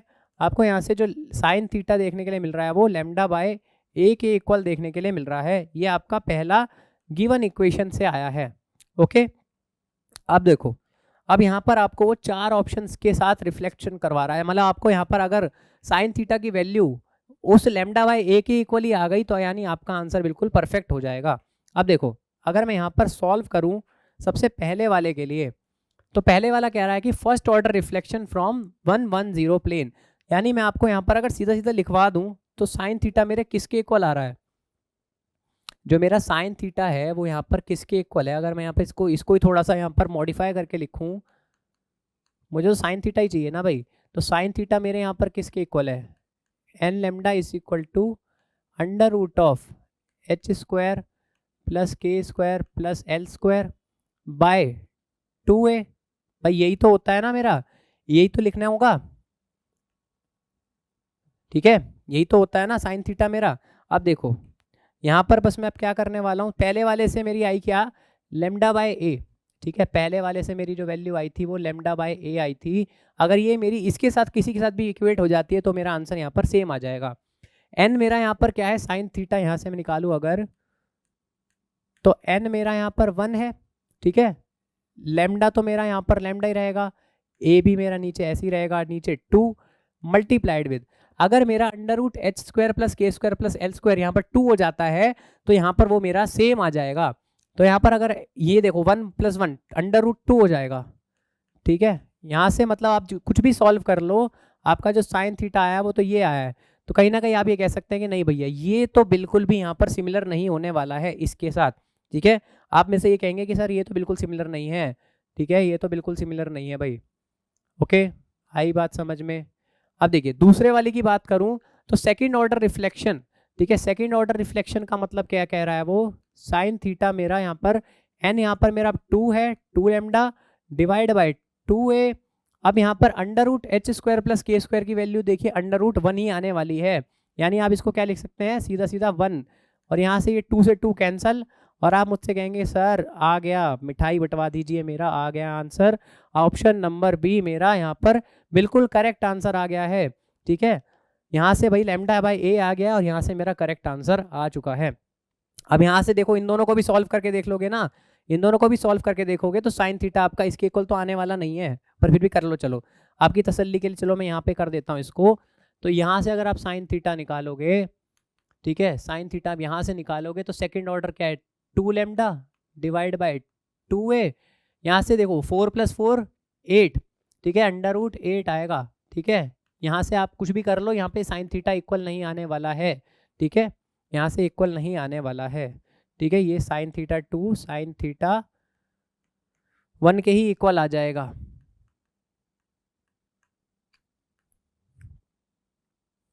ठीक है, ये साइन थीटा 1 जो है मेरा यहाँ पर क्या है, जो गिवन था, ठीक है, साइन थीटा 1 मेरा यहाँ से क्या था, गिवन वाला, ठीक है, ये साइन थीटा 1 मेरा यहाँ पर गिवन वाला है भाई। ओके, तो आई होप आपको समझ में आ गया होगा, यहाँ से आप कोई भी सॉल्व कर लेना, ऑप्शन सी भी आंसर नहीं आएगा, ऑप्शन डी भी नहीं, ठीक है, तो बस बी यहाँ पर आपका रिफ्लेक्शन दिखा रहा होगा सिमिलर। आई बात समझ में। तो चलिए इजी सा क्वेश्चन था, देखो अब ये क्वेश्चन एक बार देखते हैं, ठीक है, इस क्वेश्चन को एक बार आप देखिए भाई, देखिए ये स्टेटमेंट का क्वेश्चन है, आपको ये तो बचपन से ही पढ़ते हुए आ रहे हैं, ये चीज़ अगर आप बता देंगे तो भाई मेरा दिल खुश हो जाएगा। अब इसका आंसर आप मुझे बता दीजिए। देखिए अगर मैं यहाँ पर बात करूँ डायमंड की, तो आप डायमंड कहते हैं कि डायमंड जो होता है एक 3D नेटवर्क का स्ट्रक्चर होता है, और उसकी वजह से उसकी थर्मल जो कंडक्टिविटी होती है, थर्मल कंडक्टिविटी बहुत ही हाई होती है, क्योंकि उसके अंदर इतने ज़्यादा नेटवर्क घुसे हुए होते हैं कि उसका बॉन्ड तोड़ना बहुत ही मुश्किल हो जाता है, यानी वो कहीं ना कहीं हाई थर्मल कंडक्टिविटी दिखाता है। ठीक है, तो भैया लोअर तो भैया बिल्कुल नहीं दिखाने वाला है कंपेयर टू ग्रेफाइट, क्योंकि ग्रेफाइट क्या होते हैं मेरे वेंडरवॉल फोर्सेस की वजह से बस अट्रैक्शन दिखाते हैं, लेयर्स होती है 2D की, और इस तरह से वो वेंडरवॉल फोर्सेस के साथ यहाँ पर स्लिपरी, देखते हैं ना ग्रेफाइट स्लिपरी होता है, वो वेंडरवॉल फोर्सेस की वजह से यहाँ पर इजीली टूट जाता है। ओके, आई बात समझ में। तो यहाँ पर देखिए इसकी थर्मल कंडक्टिविटी तो ग्रेफाइट से कम नहीं होने वाली, इतनी तो बात समझ में आ गई, और सिमिलर तो बिल्कुल नहीं हो सकती भाई डायमंड एक बहुत बड़ा मतलब 3D नेटवर्क का स्ट्रक्चर जो तोड़ना आसान नहीं होता भाई, कोवेलेंट का बहुत बड़ा स्ट्रक्चर होता है डायमंड का, हार्ड भी इसलिए बहुत ज़्यादा होता है, डायमंड की बात करें तो बहुत ज़्यादा हार्ड भी होता है वो। ठीक है, तो सेम थर्मल और लोअर तो बिल्कुल नहीं होने वाली, ये तो वैसे ही आप काट देते भाई, सिर्फ हायर देख के आप बता देते कि यहाँ पर ऑप्शन नंबर सी आपका करेक्ट आंसर हो गया है। और इलेक्ट्रिकल कंडक्टिविटी लो क्यों है, देखो ग्रेफाइन जो होता है ना उसमें पाई इलेक्ट्रॉन्स होते हैं। ठीक है, जब यहाँ पर ग्रेफाइट की बात करते हैं तो ग्रेफाइट के अंदर पाई इलेक्ट्रॉन्स होते हैं, और वो पाई इलेक्ट्रॉन्स की जो मूवमेंट होती है उसकी वजह से यहाँ पर इलेक्ट्रिकल कंडक्टिविटी ग्रेफाइट की बहुत ज़्यादा होती है एज कम्पेयर टू डायमंड। ठीक है, इसलिए डायमंड की थर्मल कंडक्टिविटी तो ग्रेफाइट से ज़्यादा होती है, लेकिन इलेक्ट्रिकल कंडक्टिविटी बहुत ही कम होती है ग्रेफाइट से। आई बात समझ में। आई होप आपको ये क्वेश्चन भी समझ में आ गया होगा। अब तक जितने क्वेश्चन कर रहे हैं हम उसमें आई थिंक आपको कोई भी डाउट नहीं हो रहा होगा। अगर आपको कोई भी डाउट है एक बार आप कमेंट में ज़रूर बताइएगा, मैं उसको सॉल्व करने की कोशिश करूंगा, पर मेरे ख्याल से आपको सारी चीज़ें समझ में आ रही होंगी। ठीक है, तो चलिए नेक्स्ट क्वेश्चन की अगर मैं यहाँ पर बात करूँ तो चलिए मुझे अब ये बताइए भाई इस क्वेश्चन का आंसर यहाँ पर क्या होगा। देखिए जब आप बात करते हैं यहाँ पर हेक्सागोनल क्लोज पैकिंग की, तो हेक्सागोनल क्लोज पैकिंग के अंदर जब आप यहाँ पर हेक्सागन बनाते हैं, ठीक है, जब यहाँ पर आप हेक्सागन बनाते हैं और हेक्सागन के अंदर जो अब यहाँ पर एटम्स की बात करते हैं, आप यहाँ पर जो बहुत सारे एटम्स होते हैं, इन एटम्स को आप जब यहाँ पर देखते हैं तो अब यहाँ पर देखते हैं कि इस एटम के साथ आपका जो यहाँ पर रिलेशन आता है ए और आर के बीच का, ये देखिए ये पूरा मान लीजिए ए था, तो इस ए में आपके 2 आर ही आ रहे होंगे, एक आर यहाँ से और एक आर यहाँ से, ठीक है। तो ए इज इक्वल टू 2 आर ही आपका यहाँ पर आता है, यानी आप कह सकते हैं कि यहाँ पर जो नियरेस्ट नेबर जो होता है आपका यहाँ पर वो ए ही होता है। HCP के अंदर नेबर जो होता है आपका, नियरेस्ट नेबर, वो आपका ए ही होता है। नियरेस्ट नेबर का जो डिस्टेंस होता है, नियरेस्ट नेबर का जो डिस्टेंस होता है वो यहाँ पर ए ही होता है, ठीक है। नेबर का जो यहाँ पर डिस्टेंस होता है वो यहाँ पर ए ही होता है, ओके। यानी आपको जो ए गिवन है यहाँ पर 0.32 नैनोमीटर्स, यही आपका क्या है, क्लोजेस्ट डिस्टेंस होगा मैग्नीशियम एटम्स के बीच में, ठीक है। 2 मैग्नीशियम एटम्स के बीच में यहाँ पर क्लोजेस्ट जो डिस्टेंस होने वाला है वो यहाँ से यहाँ तक का वो ए ही होने वाला है। यानी आप सीधा सीधा कह सकते हैं क्या, सर ऑप्शन ए ही मेरा यहाँ पर करेक्ट आंसर आ जाएगा। यानी यहाँ तो मुझे सर कुछ सॉल्व भी करने की ज़रूरत नहीं पड़ी, बस मुझे यहाँ पर बस इसका रिलेशन पता होना चाहिए था, आपका आंसर यहाँ से आ जाता। आई बात समझ में? अब देखिए, अगर मैं आपसे बात करूँ क्या, FCC और BCC के लिए भी बता दो भाई। SCC के लिए भी आपका जो नियरेस्ट नेबर होता है, ठीक है, नियरेस्ट नेबर को आप यहाँ पर क्या 2R से रिप्रेजेंट करते हो यहाँ पर, ठीक है, 2R से आप रिप्रेजेंट करते हैं यहाँ पर। तो देखिए SCC के लिए आप मैं बात करूँ अगर नियरेस्ट नेबर की, तो वो आपका A होता है, ठीक है। FCC के लिए अगर मैं बात करूँ तो आप उसको या तो लिखते हैं क्या √A/2, या फिर इसी को आप क्या लिख देते हैं A/√2, दोनों ही लिख दीजिए, कोई फर्क नहीं पड़ता है, एक ही बात है, ठीक है। BCC के लिए आप यहाँ पर क्या लिखते हैं जी, आप लिखते हैं सर √3A/2, ठीक है। तो ये होते हैं आपके यहाँ पर सारे नियरेस्ट नेबर डिस्टेंसेस, ठीक है, ये सारे नियरेस्ट नेबर डिस्टेंसेस आ गए हैं। और HCP के लिए मैंने आपको बता ही दिया है, ठीक है, HCP के लिए मैंने आपको यहाँ पर बता ही दिया है। आई बात समझ में? ये बात समझ में आ गई? तो चले नेक्स्ट क्वेश्चन पे। तो चलिए देखिए ये क्वेश्चन करते हैं। देखिए आपको यहाँ पर ये चीज़ पता होगी, जब भी आप यहाँ पर 2 प्लेन्स के बीच में, ठीक है, ये मान लीजिए आपके पास HKL के 2 प्लेन्स होते हैं, मिलर इंडिसेस जब आप निकालते हैं तो इन 2 प्लेन्स का जो डिस्टेंस होता है इसी को आप यहाँ पर D से रिप्रेजेंट करते हैं, राइट। ये जब 2 प्लेन्स आप यहाँ पर लिखते हैं, आप मान लीजिए यहाँ पर कोई भी क्यूब बनाते हैं, जब उस क्यूब के अंदर 2 प्लेन्स जो होते हैं उन दोनों प्लेन्स के बीच का जो डिस्टेंस होता है उसी को, देखिए मान लीजिए ये वाला एक प्लेन है और ये वाला एक प्लेन है, इन्हीं 2 प्लेन्स के बीच का जो डिस्टेंस होता है इसी को तो आप D लिखते हैं ना, इसी चीज को तो आप यहाँ पर इंटरप्लेनर डिस्टेंस लिखते हैं ना भाई, D। और इसको आप कैसे निकालते हैं, आप जब भी बात करते हैं किसकी, C, T और O, ठीक है। C, T और O का क्या मतलब हुआ भाई, C, T का और O का मतलब क्या हुआ, क्यूबिक टेट्रागोनल और ऑर्थोरोम्बिक, ठीक है। ये जो यहां पर आप निकालते हैं, आप देखिए यहां पर जो ये CTO का मतलब क्या हुआ, ट्यूबिक टेट्रागोनल और ऑर्थोरोम्बिक में आप एक फॉर्मूला यूज करते हैं इंटरप्लेनर डिस्टेंस को निकालने के लिए, और जो वो फॉर्मूला होता है वो आता है आपका यहाँ पर 1/d² is equal to A/h का होल स्क्वायर प्लस B/k का होल स्क्वायर प्लस C/l का होल स्क्वायर, ठीक है। आप यहाँ पर यही चीज लिखते हैं, सॉरी उल्टा लिख दिया मैंने, सॉरी। आप यहाँ पर क्या लिखते हैं, h/a का होल स्क्वायर प्लस k/b का होल स्क्वायर प्लस l/c का होल स्क्वायर, ठीक है।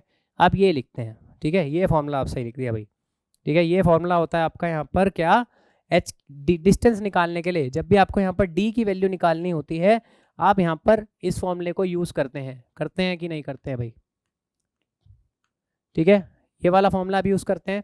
तो ये फॉर्मूला सिर्फ आपका इसी इन 3 सिस्टम के लिए ही एप्लीकेबल होता है, क्यों, क्योंकि यहाँ पर जो आपका अल्फा और बीटा और जो गामा होता है वो आपका यहाँ पर 90 डिग्री के इक्वल होता है, आप यही चीज लिखते हैं भाई, ठीक है। इसीलिए आपका यहाँ पर ये फॉर्मूला सिर्फ इन तीनों के लिए ही वैलिड होता है, ये बात आप यहाँ पर याद रखिएगा। ठीक है, ये चीज़ आप याद रखिएगा यहाँ पर। तो आपने टेट्रागोनल लैटिस के लिए देखिए ए बी और सी की वैल्यू उसने दे दी आपको। टेट्रागोनल के लिए आपका जो रिलेशन होता है वो क्या होता है, ए जो होता है वो बी के इक्वल होता है पर सी के इक्वल नहीं होता है। ये टेट्रागोनल का रिलेशन होता है। उसने आपको ए बी और सी की वैल्यू गिवन दे दी, उसने एच के एल की वैल्यू भी दे दी। बस आपको यहाँ पर करना क्या है, बस फॉर्मूले में डालना था। बस यहाँ से बस फॉर्मूले में डालना है 1/d²। एच की वैल्यू देखिए तीनों की वैल्यू 1 1 1 है, ठीक है 1। और देखिए ए और बी की वैल्यू भी आपके यहाँ पर सेम है, तो मैं क्या ये लिख सकता हूँ, मैं क्या ये लिख सकता हूँ, इस ए और बी को अगर मैं यहाँ पर सेम कर रहा हूँ तो यानी मैं 1/, ए की वैल्यू 2.5 है इसका स्क्वायर प्लस 1/2.5 इसका स्क्वायर, ठीक है, प्लस 1/c कितना गिवन है मेरे को यहाँ पर 1.8 एंगस्ट्रॉम, ठीक है, इसका भी स्क्वायर, ठीक है। अब देखिए यहाँ पर आप इसको बस सॉल्व कर लीजिएगा, ठीक है। अब यहाँ से आप इसको सॉल्व कर लीजिएगा। जब यहाँ पर इसको सॉल्व करोगे तो आपकी जो यहाँ पर d की वैल्यू आने वाली है, ठीक है, आपकी d की वैल्यू देखिए उसने एंगस्ट्रॉम में ही पूछी हुई है, d की वैल्यू उसने आपसे एंगस्ट्रॉम में ही पूछी हुई है। तो आप देखिए यहाँ पर जो आपका आंसर आएगा वो आपका 1.25 के आसपास आएगा, ठीक है, 1.25 के आसपास आएगा। और देखिए इसमें ऐसा नहीं है आपको यहाँ पर जो नेट और गेट, नेट वाला तो देखिए ऐसे क्वेश्चन अगर देगा तो वो बहुत ऐसी सी रेंज नहीं देगा आपको, उसी तरह आपको बस कैलकुलेटर वाला क्वेश्चन देगा। पर अगर आपको गेट वाला देगा तो आपको रेंज देगा, ठीक है। तो अगर मैं इसकी रेंज लिख देता हूँ आपके लिए, तो अगर आपका आंसर 1.24 से लेके 1.28 के बीच में आ रहा है तो आपका यहाँ से आंसर बिल्कुल करेक्ट होगा। ओके, तो अगर आपके पास ये रेंज भी आ रही है कोई, तो आप यहाँ पर बिल्कुल करेक्ट आंसर में हैं, ऐसी कोई दिक्कत नहीं है भाई। ओके, आई बात समझ में? क्वेश्चन इजी सा था, बस आपको पता होना चाहिए था। बस रिलेशन की जरूरत नहीं भी थी, उसने ए और बी भी आपको गिवन दे दिए थे, बस आपको ये फॉर्मूला पता होना चाहिए था, इससे आंसर निकल जाता आपका, ठीक है। तो चलिए नेक्स्ट क्वेश्चन की अगर मैं यहाँ पर बात करूँ तो देखिए ये अच्छा क्वेश्चन है, ये अच्छा क्वेश्चन है। जब आप पैकिंग फ्रैक्शन निकालते हैं किसी भी रॉक सॉल्ट स्ट्रक्चर के लिए तो आप यहाँ पर क्या करेंगे, देखिए उसने रॉक सॉल्ट स्ट्रक्चर तो बोला ही है, साथ साथ उसने एक चीज बोली है क्या, कि एज डायगोनल यहाँ पर एब्सेंट है। अगर एक एज डायगोनल के आयंस जो है वो यहाँ पर एब्सेंट हैं तो यहाँ पर रिलेशन क्या होने वाला है।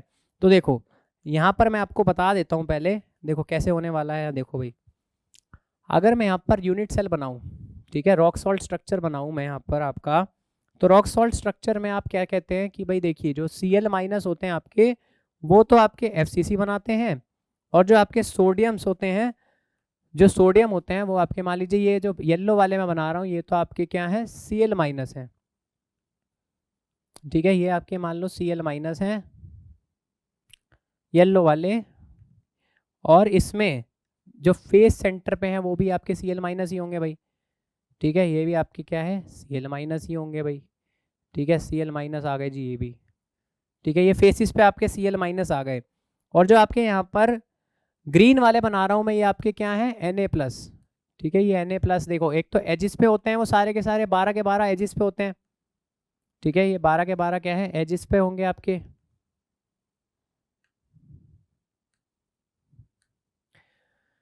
कोई एज रह तो नहीं गई, ठीक है, सारे एजिस पे आ गए। और एक जो होगा बिल्कुल बीचम बीच बॉडी सेंटर पे भी होगा एक सोडियम, ठीक है।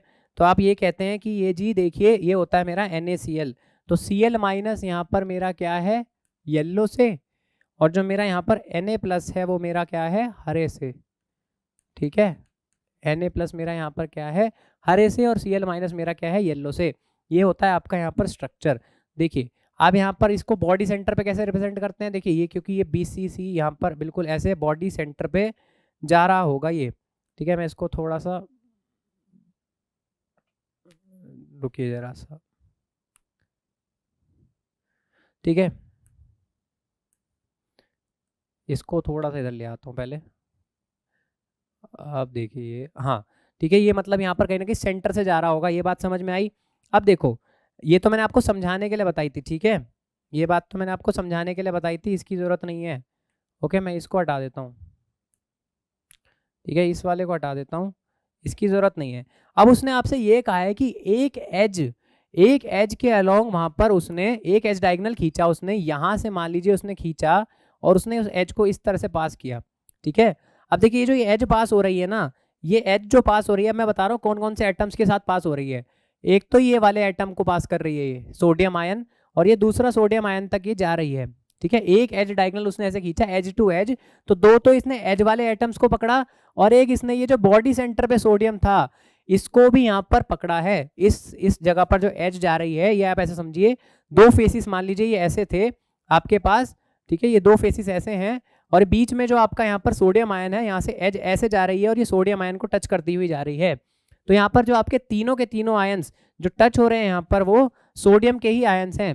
तो अगर मैं यहाँ पर बात करूँ टोटल सोडियम आयन कितने होते हैं, एक अगर मैं नॉर्मल आइडियल यूनिट सेल की बात करूं तो देखिए 12 तो हमारे यहाँ पर एज सेल पे होते हैं, और यहाँ पर एक मेरा जो होता है वो बॉडी सेंटर पे होता है, और यहाँ से आप बोलते हैं मुझसे कि 4 सोडियम आते हैं, ठीक है। क्योंकि यहाँ पर 12 एच सेल की वजह से, यहाँ पर 12 एच की वजह से यहाँ पर आपका 1/4 कॉन्ट्रीब्यूशन की वजह से यहाँ पर 3 एटम देखने के लिए मिलते हैं,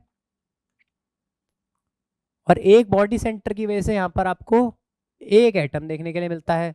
ये बात तो आपको पता है जी, ठीक है। अब उसने कहा है यहाँ से मिसिंग हो गए ये आयंस यहाँ से मिसिंग हो गए, तो यहाँ से दो तो एज से मिसिंग हुए हैं। देखिए मिसिंग एटम्स की बात करूं मैं अगर, तो मिसिंग एटम्स कौन कौन से हुए हैं, मिसिंग एटम्स, ठीक है,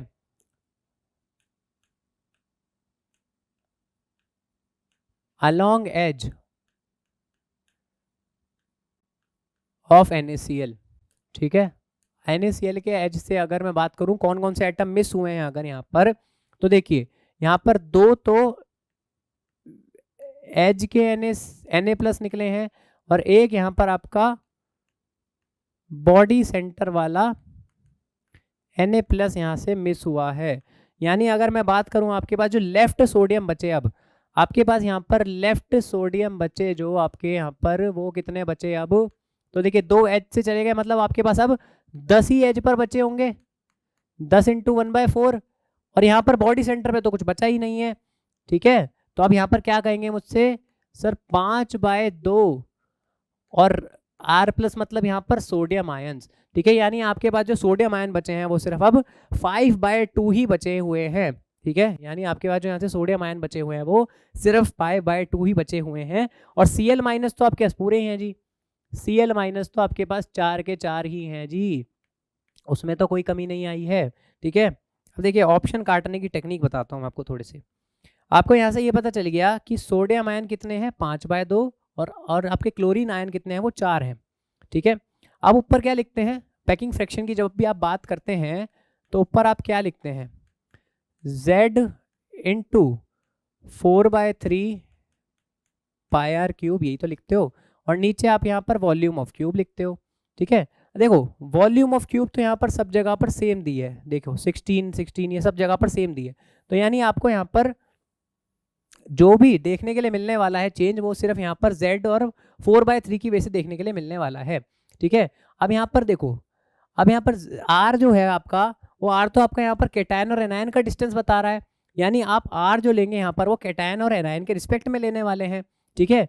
यानी आप यहाँ पर क्या Z × तो 4/3 को अगर मैं यहाँ पर बाहर ले लूँ तो आप यहाँ लिखेंगे क्या, Z ऑफ कैटायन R+ का क्यूब और Z ऑफ एनायन R- का क्यूब, ठीक है। और नीचे आप लिखेंगे वॉल्यूम ऑफ क्यूब, ठीक है। ये हो गई आपकी यहाँ पर पैकिंग फ्रैक्शन, ठीक है। यहाँ से आप निकलेगी आपकी पैकिंग फ्रैक्शन फॉर यहाँ पर सॉल्ट, ठीक है। यहाँ से आप निकाल सकते हैं पैकिंग फ्रैक्शन। अब देखो ये आपको पता चल गया कि sodium ion, number of sodium ion कितने हैं, Z+ कितने आए मेरे यहाँ पर 5/2, तो देखो यहाँ पर 5/2 है, यहाँ तो 7/2 आ गया भाई, इसको काट दो, यहाँ पर तो देखो एक एक कर दिया उसने, इसको काट दो, यहाँ 5/2 है, ठीक है। मतलब ये 2 ऑप्शन यहाँ पर हो सकते हैं। अभी दूसरी चीज, अब उसने कहा है कि एनायन कितने हैं जी, एनायन कहा है जी हमने 4 है, तो यानी यही वाला ऑप्शन आपका आंसर आ गया। यहाँ तो भैया एक कर दिया, गड़बड़, काम खत्म, ठीक है। ऑप्शन भी आपका यहाँ से करेक्ट आंसर आ गया है, सिर्फ आपको बस Z निकालना था और आपका यहाँ से आंसर आ जाता। अब आप मेरे से ये पूछेंगे सर ठीक है z तो समझ आ गया, लेकिन ये जो नीचे a आया, a क्यूब आया, ये 16√2r माइनस क्यूब क्यों आ गया भाई? यहाँ पर क्यों नहीं कैटायन एनायन लिया हमने कुछ भी? तो देखिए जब मैं बात करता हूँ यहाँ पर वॉल्यूम ऑफ क्यूब की, यहाँ पर जब मैं बात करूँगा वॉल्यूम ऑफ क्यूब की, देखो यहाँ पर वॉल्यूम ऑफ क्यूब निकालेंगे जब हम, तो आप एक रिलेशन जानते हैं एफसीसी के अंदर, क्योंकि यहाँ पर देखिए सोडियम बहुत छोटे छोटे होते हैं, हम यहाँ पर जो यहाँ पर वॉल्यूम बताते हैं वो जनरली ये बोलते हैं कि r माइनस बहुत बड़ा होता है, उसी की वजह से यहाँ पर जितना भी वॉल्यूम भरा होगा वही उसकी रिस्पेक्ट में हम यहाँ पर इसलिए वॉल्यूम ऑफ क्यूब को रिप्रेजेंट करते हैं। ठीक है, तो आप ये कहते हैं कि एफसीसी के अंदर, ठीक है, एफसीसी के अंदर आप मुझसे यही बोलते हैं कि सर जो हमारा फेस सेंटर होता है वहीं से हमारा एटम्स अलोंग टच करते हैं, तो आप मुझसे ये कहते हैं कि सर एक रिलेशन मैंने पढ़ा है √2a is equal to 4r, और ये मैं r माइनस के लिए टर्म्स में बात कर रहा हूँ तो इसलिए √2a is equal to 4r minus लिख दिया मैंने। यहाँ से मेरा a क्या आ जाता है 4r माइनस डिवाइड बाय √2, और इसी को आप क्या लिख देते हैं भाई √2 और ये r माइनस। ठीक है, तो यहाँ से आपका ये रिलेशन आया a के लिए। अब बस a का अगर मैं यहाँ से क्यूब कर दूं, अगर मैं यहाँ से a का क्यूब कर दूं तो ये क्या हो जाएगा 2√2 का क्यूब, 2√2r माइनस का क्यूब, 2 का क्यूब कितना होता है भाई 8, और √2 का क्यूब क्या होता है 2√2, तो यही हो जाता है आपका यहाँ पर 16√2r माइनस का क्यूब। आई बात समझ में कि नहीं? a क्यूब की वैल्यू यहाँ पर 16√2r माइनस का क्यूब क्यों आया? आई थिंक अब आपको यहाँ पर ये बात समझ में आ गई होगी। ठीक है, तो ऑप्शन बी आपका वैसे ही सीधा आ गया था, लेकिन फिर भी मैंने आपको a क्यूब भी बता दिया यहाँ पर कि ये कैसे आया है। ठीक है, तो ये आपका यहाँ से ऑप्शन बी करेक्ट आंसर आ चुका है। तो चलो अगले क्वेश्चन की यहाँ पर बात करते हैं। मैं देखिए बहुत ही इजी क्वेश्चन है, ठीक है, घुमाने के लिए इसने यहाँ पर ऐसी चीज डाल दी NH4Cl, भाई NH4Cl यहाँ पर कौन सा अरेंजमेंट, BCC अरेंजमेंट में डाल दिया। तो सर इसमें इंटरआयनिक डिस्टेंस कैसे निकालते हैं भाई? इंटरआयनिक डिस्टेंस होता क्या है? इंटरआयनिक डिस्टेंस अगर मैं बात करूं BCC के लिए तो वो क्या होता है, आपको ये चीज पता है कि नहीं? अगर मैं यहाँ पर इंटरआयनिक डिस्टेंस की बात करूं फॉर BCC तो क्या आपको वो पता है? देखिए इंटरआयनिक डिस्टेंस निकालने के लिए अगर मैं मान लो आपको थोड़ा सा क्यूब बना के दिखा दूं, देखो आप यहाँ पर क्यूब बनाओगे, आप ये कहते हैं कि सर एक एटम यहाँ पर मैं यहाँ से ले लेता हूँ, बस मैं अभी यहाँ पर सिर्फ अलोंग टच करके बता रहा हूँ मैं आपको, और एक बॉडी सेंटर पे प्रेजेंट होगा। ठीक है, ये आपके ऐसे टच करके होते हैं, सारे टच करके बैठे होते हैं भाई, ये बनाने में थोड़ा सा ऐसा बनता है लेकिन टच करके बैठते हैं ये, और ये बॉडी डायगोनल के अलोंग टच करके बैठते हैं, आपको ये भी पता है। तो आप ये कहते हैं कि सर ये जो ऐसे बॉडी डायगोनल के अलोंग टच कर रहा होगा। आप ये कहते हैं कि सर यहाँ से यहाँ तक का जो डिस्टेंस है, जो यहाँ से यहाँ तक का डिस्टेंस है, ये मेरा √3a होता है। तो आप मुझसे ये कहते हैं कि सर ये जो हाफ है मेरा, ये क्या है मेरा एनायन, और इसका जो ये हाफ है ये मेरा क्या है कैटायन। तो इन दोनों का interionic distance r plus r minus ही तो होगा, और ये किसके इक्वल है मेरा √3, और ये इसकी हाफ डिस्टेंस पर है, ये इसकी हाफ डिस्टेंस पर ही तो है, ये देखिए इसके हाफ डिस्टेंस पे लोकेट कर रहा है, तो ये हो जाता है √3a/2। ठीक है, तो ये मेरा √3a/2 पे ही होता है इसका नियरेस्ट नेबर डिस्टेंस, या फिर आप कहो इंटरआयनिक डिस्टेंस, दोनों ही मेरे यहाँ √3a/2 पर ही लाया करते हैं। तो देखो भाई कुछ नहीं करना है, बस आपको a की वैल्यू दी है, आपको करना क्या, इंटरआयनिक डिस्टेंस निकालना है। मतलब आपको r प्लस r माइनस क्या करना था, बस √3/2 मल्टीप्लाई बाय 400 पिकोमीटर करना था। आप यहाँ पर देखो आंसर भी पिकोमीटर में दे रखा है, तो बस यहाँ पर इसको सॉल्व कर लो। यहाँ पर जब इसको यहाँ पर सॉल्व करोगे तो ये वैल्यू देखो, ये 200 में 1.7 के साथ आप मल्टीप्लाई कर रहे हो, तो कहीं ना कहीं जो वैल्यू आएगी वो कहीं ना कहीं 400 के आसपास ही रहने वाली है, राइट।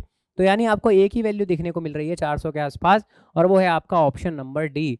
यानी आप यहाँ से जब सॉल्व करोगे इसका आंसर, तो वो आपका 346.4 पिकोमीटर ही देखने के लिए मिलेगा। ठीक है, बात समझ में आ रही है भाई? ये क्वेश्चन कैसे हो रहे हैं सारे के सारे, इजी क्वेश्चन ही है, इसमें ऐसे मुश्किल नहीं है ज़्यादा।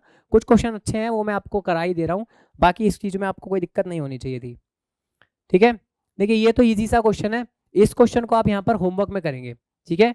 एक ये क्वेश्चन आपका यहाँ पर होमवर्क में होने वाला है, आप मुझे यहाँ पर ग्लैंसिंग एंगल बताएंगे कि यहाँ पर क्या इसका आंसर आया है आपका। आप इसमें मुझे ग्लैंसिंग एंगल बताएंगे यहाँ पर क्या आया है आपका। ठीक है भैया, आपका होमवर्क क्वेश्चन हो गया। चलिए भाई, पैकिंग एफिशिएंसी की बात करें अगर आप यहाँ पर 2D की, ठीक है, अगर आप यहाँ पर 2D की पैकिंग एफिशिएंसी निकालते हैं तो आप मुझे ये बताइए कि कैसे निकालते हैं इसके अंदर। ठीक है, पहले तो आप पैकिंग एफिशिएंसी निकाल रहे हैं यहाँ पर। पहली बात, पैकिंग फ्रैक्शन और एफिशिएंसी में डिफरेंस क्या होता है। एफिशिएंसी में आप ऊपर z लेते हैं, ठीक है।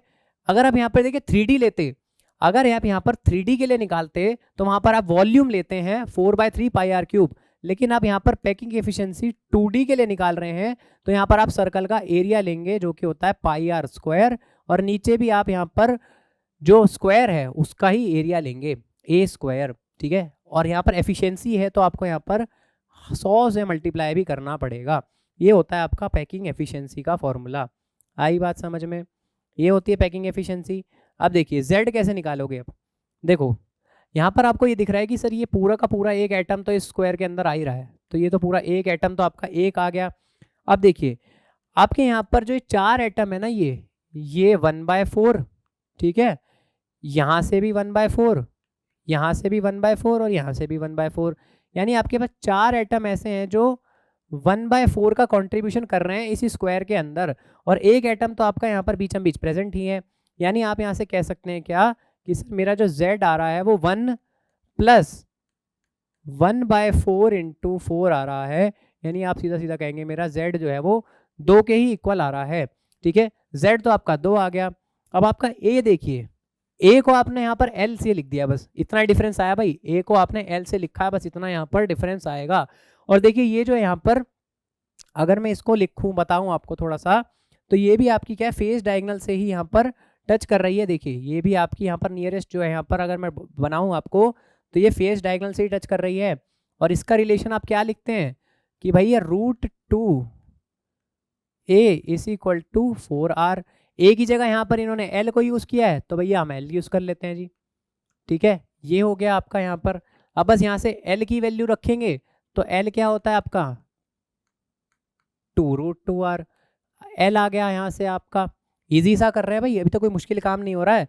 वैसे आप सीधा सीधा बता सकते हैं सिंपल क्यूबिक जो स्क्वायर क्लोज पैकिंग होती है आपकी, स्क्वायर क्लोज पैकिंग के लिए तो आपको डायरेक्ट वैल्यू याद होनी चाहिए कि डायरेक्ट वैल्यू क्या होती है इसकी। वैसे तो 78.5 है तो डायरेक्ट वैल्यू याद होनी चाहिए आपको। जब भी सिंपल क्यूबिक की बात करते हैं 2D के लिए, वहां पर आपकी जो वैल्यू आती है वो 78.5 आती है। और जब आप हेक्सागोनल क्लोज पैकिंग की बात करते हैं वहां पर 2D के अंदर तो वो 90.6% होती है। ठीक है, ये चीज़ तो आपको याद भी होनी चाहिए, पर अगर आपको याद नहीं भी है तो भी आप यहाँ पर कैलकुलेट कर लीजिए। ठीक है, वैसे तो आपको याद होनी चाहिए, याद होती है आपको डायरेक्ट आंसर है, देखते वाला क्वेश्चन था, पर फिर भी आपको थोड़ा समझा रहा हूँ मैं तो आपको पूरा बता देते हैं। ठीक है, देखिए अब यहाँ से आप पैकिंग एफिशिएंसी निकालेंगे तो 2 × πr²। ठीक है, a की वैल्यू आपने l में रखा है, l को आप यहाँ के लिख रहे हैं 2√2, तो 2√2 का स्क्वायर मतलब आपका हो गया इसका स्क्वायर मल्टीप्लाई विद 100। ठीक है, इसको आप सॉल्व कर लीजिए, यहाँ पर 2 का स्क्वायर, ठीक है, और √2 का स्क्वायर 4 × 2 8 और 2/8।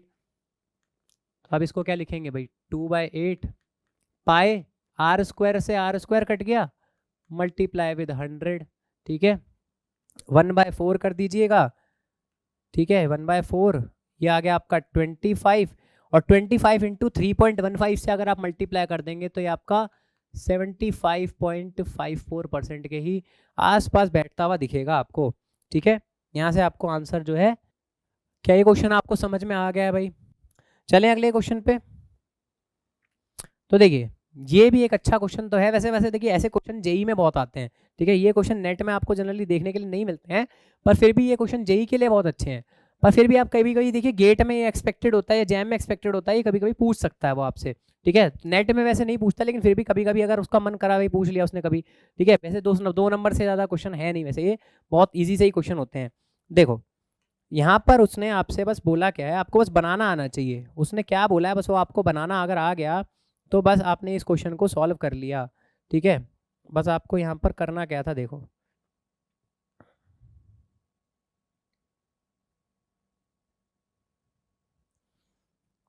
देखिए यहाँ पर अगर मैं क्यूब बनाऊँ आपके लिए एक, पहले तो इस क्यूब के अलोंग बस उसने जैसे जैसे बोला है ना वैसे वैसे एटम्स को यहाँ पर अरेंज करना है बस, ठीक है, वैसे वैसे इन एटम्स को अरेंज करना है और आपको बस यहाँ कुछ नहीं करना। देखो एक क्यूब बन गया। अब इस क्यूब में मान लो मैं ए जो है उसको मैं यहाँ पर रेड से डिनोट कर रहा हूँ, ठीक है, बी जो है मैं उसको यहाँ पर ब्लू से डिनोट कर रहा हूँ और जो सी है मेरा उसको मैं यहाँ पर ग्रीन से डिनोट कर देता हूँ। चलिए ठीक है, ऐसा होगा कुछ, ठीक है। अब देखिए सबसे पहले उसने बोला है कि ए जो है यहाँ पर आपके 6 कॉर्नर्स के ऊपर है प्रेजेंट, तो कोई भी 6 कॉर्नर्स पे लगा दीजिए, कोई फर्क नहीं पड़ता है भाई। मान लीजिए आपने ये 2 कॉर्नर पकड़े ऊपर के, यहाँ से भी पकड़ लिए भाई, 4 कॉर्नर हो गए आपके, 5वां इसको पकड़ लो, 6ठा इसको पकड़ लो, चलो ठीक है। 6 कॉर्नर पे आपने क्या करा, ए लगाया, फिर उसने कहा कि आपको बी एटम जो है आपके रिमेनिंग कॉर्नर पे है और ओनली उस फेस सेंटर पे जो अपोजिट नहीं है ईच अदर। वैसे इससे कोई फर्क नहीं पड़ता, फिर भी आप बना लीजिए, ठीक है, वैसे ऐसे कोई फर्क नहीं पड़ने वाला, आप चाहे इसका फेस सेंटर कुछ भी रख लीजिए, कॉन्ट्रीब्यूशन तो चेंज नहीं होने वाला है ना, कॉन्ट्रीब्यूशन तो तब भी हाफ ही रहेगा।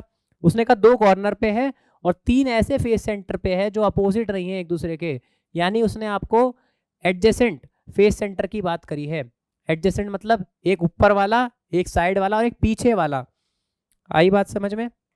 और बाकी के जो बचे हैं वो फेस सेंटर पे आएंगे ही आएंगे, फिर अब उसने यही कहा है शायद से, ठीक है। ये आगे का फेस सेंटर एक बचा था उसके ऊपर लगा दिया, बाकी के 3 हो गए, ठीक है। और फेस सेंटर में एक बॉडी सेंटर पे भी बोला है भाई उसने, अरे भाई बॉडी सेंटर पे भी बोला है, ठीक है, तो बॉडी सेंटर वाला भी भाई देखो ये वाला है, ठीक है, ये बॉडी सेंटर पे, ये बीचम बीच वाला, ठीक है। थोड़ा सा मैं फेस सेंटर वाले को क्लियर कर देता हूँ।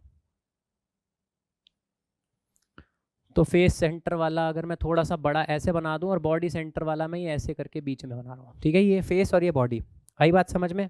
अब देखिए कंट्रीब्यूशन निकाल लीजिए बस, आप यहाँ पर ए का अगर निकालेंगे तो वो क्या है, हमारे 6 कॉर्नर्स पे प्रेजेंट है और यानी 6 इंटू 1/8, ये हमारा क्या हो गया 6/8 का कंट्रीब्यूशन। अगर मैं बात करता हूँ यहाँ पर बी की, तो बी आपके यहाँ पर 2 तो कॉर्नर्स पे प्रेजेंट है, 2 तो कॉर्नर्स पे प्रेजेंट है और साथ में उसने आपसे कहा है किया कि 3 फेस सेंटर में भी प्रेजेंट है वो, इसलिए मैंने कहा कोई फर्क नहीं पड़ता, आप कहीं भी बना लीजिए। आप इसको अगर सॉल्व करेंगे तो ये आपका कितना हो गया 2/8 प्लस 3/2, 2/8 प्लस 3/2, इसको अगर आप यहाँ पर सॉल्व करोगे तो ये आपका कितना आ जाएगा, 2/8 प्लस 3/2 ये सॉल्व करोगे तो ये आपका आ जाएगा 14/8, ठीक है, ये आपका आ जाएगा 14/8, ठीक है। या फिर आप देखिए इसको, चलिए अभी इसको ऐसे ही रहने दीजिए, ठीक है, अभी हम इसमें कोई छेड़छाड़ नहीं करेंगे। अब सी की बात करें, सी उसने कहा है कि 3 फेस सेंटर पे और एक बॉडी सेंटर पे, तो 3 इंटू हाफ, ठीक है, प्लस एक बॉडी सेंटर पे है भाई, ठीक है, तो 3/2 प्लस 1 ये हो गया आपका 5/2। ओके, देखिए अब आपके पास यहाँ पर सारी की सारी चीज़ें आ चुकी हैं। अगर आप यहाँ पर आप मॉलिक्यूलर फॉर्मूला लिखोगे तो ये हो जाएगा आपका A 6/8, B 14/8 और C आपका कितना आ गया 5/2, ठीक है। यानी अगर मैं यहाँ पर 8 से मल्टीप्लाई कर दूँ इस फॉर्मूले में, इस पूरे फॉर्मूले को मैं 8 से मल्टीप्लाई कर दूँ या फिर मैं इसको 4 से भी मल्टीप्लाई कर दूंगा, ठीक है, अगर मैं इसको यहाँ पर 4 से भी मल्टीप्लाई कर दूंगा ना तो भी यहाँ पर देखिए कोई फर्क नहीं पड़ने वाला। चलिए मैं इसको 4 से मल्टीप्लाई करता हूँ, चलिए मैं पहले इसको 4 से मल्टीप्लाई करके देखता हूँ, ठीक है। 4 से मल्टीप्लाई करूंगा जब मैं इसको तो ये बन जाएगा क्या मेरा A 6/4, सॉरी A 6/2, या फिर आप इसको क्या लिख सकते हैं A3। दूसरा अब यहाँ पर देखिए क्या है, यहाँ पर 4 से देखिए नीचे डिवाइड बाय 2 होगा सिर्फ, 14/2 मतलब यहाँ पे B 7, और देखिए 4 से जब मैं मल्टीप्लाई कर दूंगा तो ऊपर C क्या बन जाएगा मेरा 10, ठीक है। तो देखिए यहाँ से जो आपका आंसर आएगा वो आएगा A3B7 C10, ठीक है। जो आपका यहाँ से आंसर आने वाला है वो आने वाला है A3B7 C10 और आपका ऑप्शन नंबर सी जो होगा बिल्कुल यहाँ पर करेक्ट आंसर आ जाएगा। आपको ये चीज़ समझ में आ गई कि नहीं, ये पूरा का पूरा आपको समझ में आ रहा है कि नहीं, ठीक है। तो चलिए नेक्स्ट क्वेश्चन की बात करते हैं।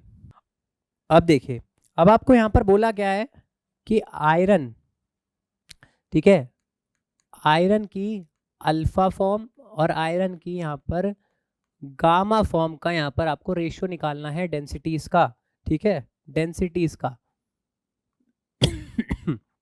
ठीक है, ये डेंसिटीज का रेशियो निकालना है आपको।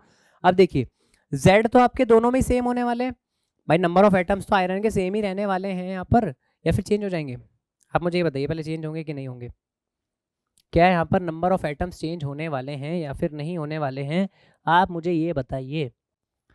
तो अगर आपका आंसर यहाँ पर नहीं आ रहा है तो आप गलत हैं, और अगर आपका आंसर बिल्कुल हाँ है तो बिल्कुल सही है भाई आप, ठीक है। क्योंकि भाई बीसीसी लैटिस और एफसीसी लैटिस के अंदर यहाँ पर नंबर ऑफ एटम्स डिफरेंट होते हैं, right, number of atoms different हो जाते हैं ना। तो अब यहाँ पर देखिए क्या करेंगे, ऊपर आप पहले अल्फा फॉर्म के लिए क्या लिख रहे हैं, बीसीसी लैटिस। तो बीसीसी के लिए अगर मैं यहाँ पे बात करूँ आपसे, तो क्या होगा आपका 2 मल्टीप्लाइड विद m, ठीक है, डिवाइड में आपका एक ही रिलेशन अगर मैं बीसीसी के लिए लिखता हूं तो वो क्या होता है, फॉर बीसीसी आपका ए का रिलेशन क्या होता है, 4r/√3, ठीक है, यही होता है। और अगर मैं बात करूं एफसीसी के लिए तो ये होता है आपका ए का रिलेशन 2√2r, ठीक है। ये आपको यहाँ पर दोनों यूज करने हैं बस। अब देखिए एक ही जगह मैंने यहाँ पर क्या किया है, 4r/√3 का cube multiply with Avogadro number, ठीक है, होल डिवाइडेड बाय। अब देखिए यहाँ पर आप गामा फॉर्म की डेंसिटी लिखेंगे तो गामा फॉर्म आपका एफसीसी लैटिस में आ रहा है, तो यानी आप यहाँ पे लिखेंगे क्या, 4 into molar mass of iron divide by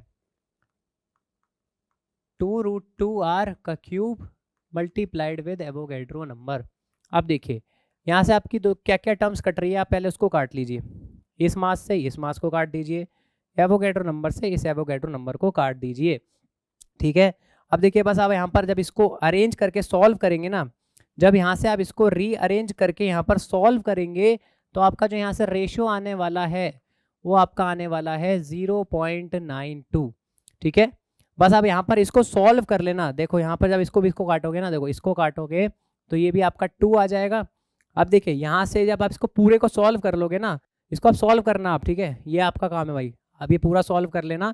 solve करने के बाद आपका 0.92 ही रेशियो देखने के लिए मिलेगा, और आपका ऑप्शन नंबर सी जो यहाँ पर है वो आपका बिल्कुल करेक्ट आंसर देखने के लिए मिलने वाला है, ठीक है। तो देखिए इजी सा क्वेश्चन था, बस आपको यहाँ पर दो डेंसिटीज दी थी और बस यहाँ पर आपको थोड़ा सा एक फालतू की टर्म दे दी, क्या कि नियरेस्ट नेबर डिस्टेंस सेम है, तो यहाँ पर आपको बस थोड़ा घुमाने के लिए बोला गया, कुछ और नहीं करना था, ठीक है। बात समझ में आ गई यहाँ पर इस क्वेश्चन में क्या करना था, ठीक है। तो इस क्वेश्चन में बस आपको यहाँ पर इतना ही करना था। तो चलिए अब मैं बात करता हूँ नेक्स्ट क्वेश्चन की। आई होप आपको इस क्वेश्चन में तो कोई प्रॉब्लम नहीं हो रही होगी। अब नेक्स्ट क्वेश्चन की अगर मैं यहाँ पर बात करूँ तो चलिए इस क्वेश्चन से पहले मैं इस क्वेश्चन को बता देता हूँ, ठीक है। देखिए इस क्वेश्चन को पहले हम बात करते हैं, उसके बाद मैं वो वाला क्वेश्चन आपको थोड़ा सा लास्ट में बताऊंगा, ठीक है। देखिए इस क्वेश्चन में देखिए आपसे पहले तो ये सॉल्व करके देखिए, आप मुझे ये बताइए कि आप इसको सॉल्व कर पा रहे हैं या फिर नहीं, ठीक है, क्या आप इसको सॉल्व कर पा रहे हैं या फिर नहीं। देखिए उसने कहा है कि एलिमेंट एक्स है, उसका एटॉमिक वेट उसने दे दिया है, वो एफसीसी बना रहा है। अगर उसकी एज लेंथ भी उसने दे दी, देखिए भाई उसने वेट भी दे दिया, एज लेंथ भी दे दी, ठीक है, उसने दोनों चीजें यहाँ पर गिवन दे दी। उसने एक डेंसिटी भी दी है, ऑब्जर्व्ड डेंसिटी। अब उसने कहा है कि percentage occupancy of lattice points क्या होगी अगर मैं इस एलिमेंट एक्स की यहाँ पर रखता हूँ। तो देखिए यहाँ पर वो कह रहा है परसेंटेज ऑक्यूपेंसी निकालना।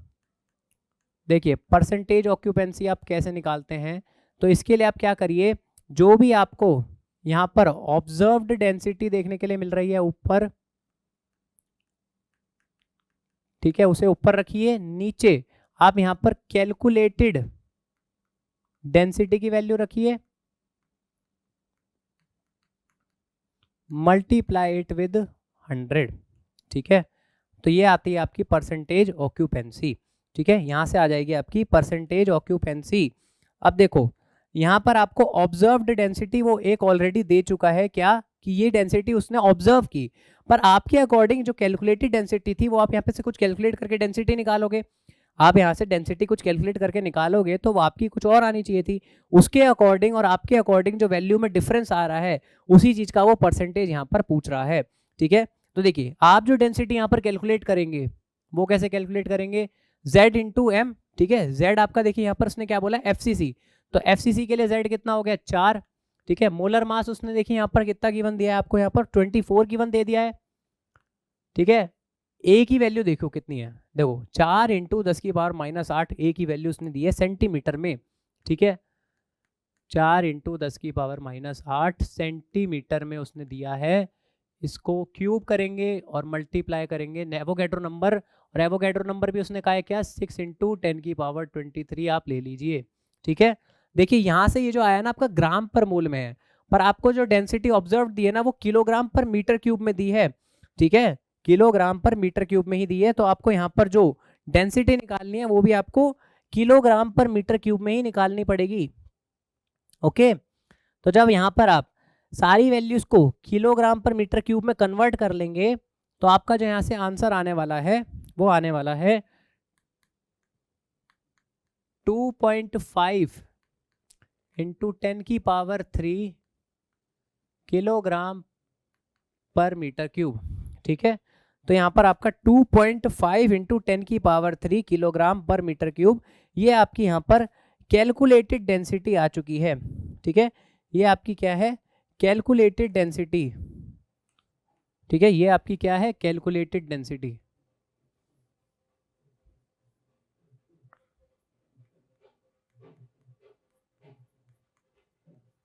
ये आपसे कैलकुलेटेड डेंसिटी आपने यहाँ से निकाल ली है, बस आप इजी सा काम करना है भाई, कुछ नहीं करना। अब देखो यहाँ ऊपर आपने ऑब्जर्व कितनी देखी 2.4 इंटू 10⁻³ कैलकुलेट कितनी करी भाई 2.5 इंटू 10⁻³ मल्टीप्लाई विद 100 कर देना, ये कट जाएगा एज इट इज, और जब यहाँ पर आप इसको सॉल्व करोगे तो ये आपका 96% के आसपास आंसर आएगा। ठीक है, यहाँ से आपका जो आंसर आएगा वो 96% के आसपास आएगा, यानी आपका जो ऑप्शन नंबर ए यहाँ पर बिल्कुल करेक्ट आंसर हो जाएगा। ठीक है, तो आपका यहाँ से ऑप्शन नंबर ए बिल्कुल यहाँ पर करेक्ट आंसर हो जाएगा। तो देखिए अगर मैं यहाँ पर इस नेक्स्ट क्वेश्चन की बात करूँ, यहाँ पर आपको मिलर इंडिसेस निकालनी है इस लाइन के लिए। यहाँ पर 2 लाइंस गिवन है, आपको इन 2 लाइंस के लिए मिलर इंडिसेस निकालनी है। तो देखिए सबसे इजी तरीका होता है यहाँ पर जब भी आप मिलर इंडिसेस निकालते हैं लाइंस के लिए, तो मान लीजिए मैं 2 लाइंस ले लेता हूँ। कौन कौन सी लाइन उसने बोली है, देखिए ए से सी, उसने आपको जो लाइन दी है, आपको जो पहले वर्ड लिखा है वहां से ही आपको सी उस दूसरी तरफ जाना है। अगर आपने कहा, उसने कहा है ए सी, तो यानी आपको ए पॉइंट से लेके सी पॉइंट तक के बीच में लाइन बनानी है, यानी कुछ इस तरह से वो लाइन बनेगी, कुछ इस तरह की। ठीक है, और दूसरी लाइन उसने यहाँ पर क्या बोली है एच बी, यानी उसने एच से लेके बी तक के लिए एक लाइन बोली है आपको इस तरह से। ठीक है, तो आपको एक एच बी लाइन देखने के लिए मिलेगी और एक ए सी लाइन देखने के लिए मिलेगी। अब आपको पूछा है उसने कि इस मिलर इंडिसेस बता दो भाई यहाँ पर इस लाइन का। देखो वैसे अगर मैं यहाँ पर बात करूँ मिलर इंडिसेस की, तो आपको यहाँ से मिलर इंडिसेस निकालने के लिए करना क्या पड़ता है, वैसे एक्चुअली में लाइन के मिलर इंडिसेस के लिए यहाँ पर आपको करना पड़ता है मिलर इंडिसेस ऑफ लाइन निकालने के लिए जो आपके हेड के कोऑर्डिनेट्स हैं। ठीक है, जो आपके हेड के कोऑर्डिनेट्स हैं उसको माइनस करना पड़ता है किससे, टेल के कोऑर्डिनेट से। तो यहाँ से आपकी मिलर इंडिसेस जो है आ जाती है। ठीक है, यहाँ से आपकी मिलर इंडिसेस जो है आ जाती है, ये आपको यहाँ से कैलकुलेट करना पड़ता है।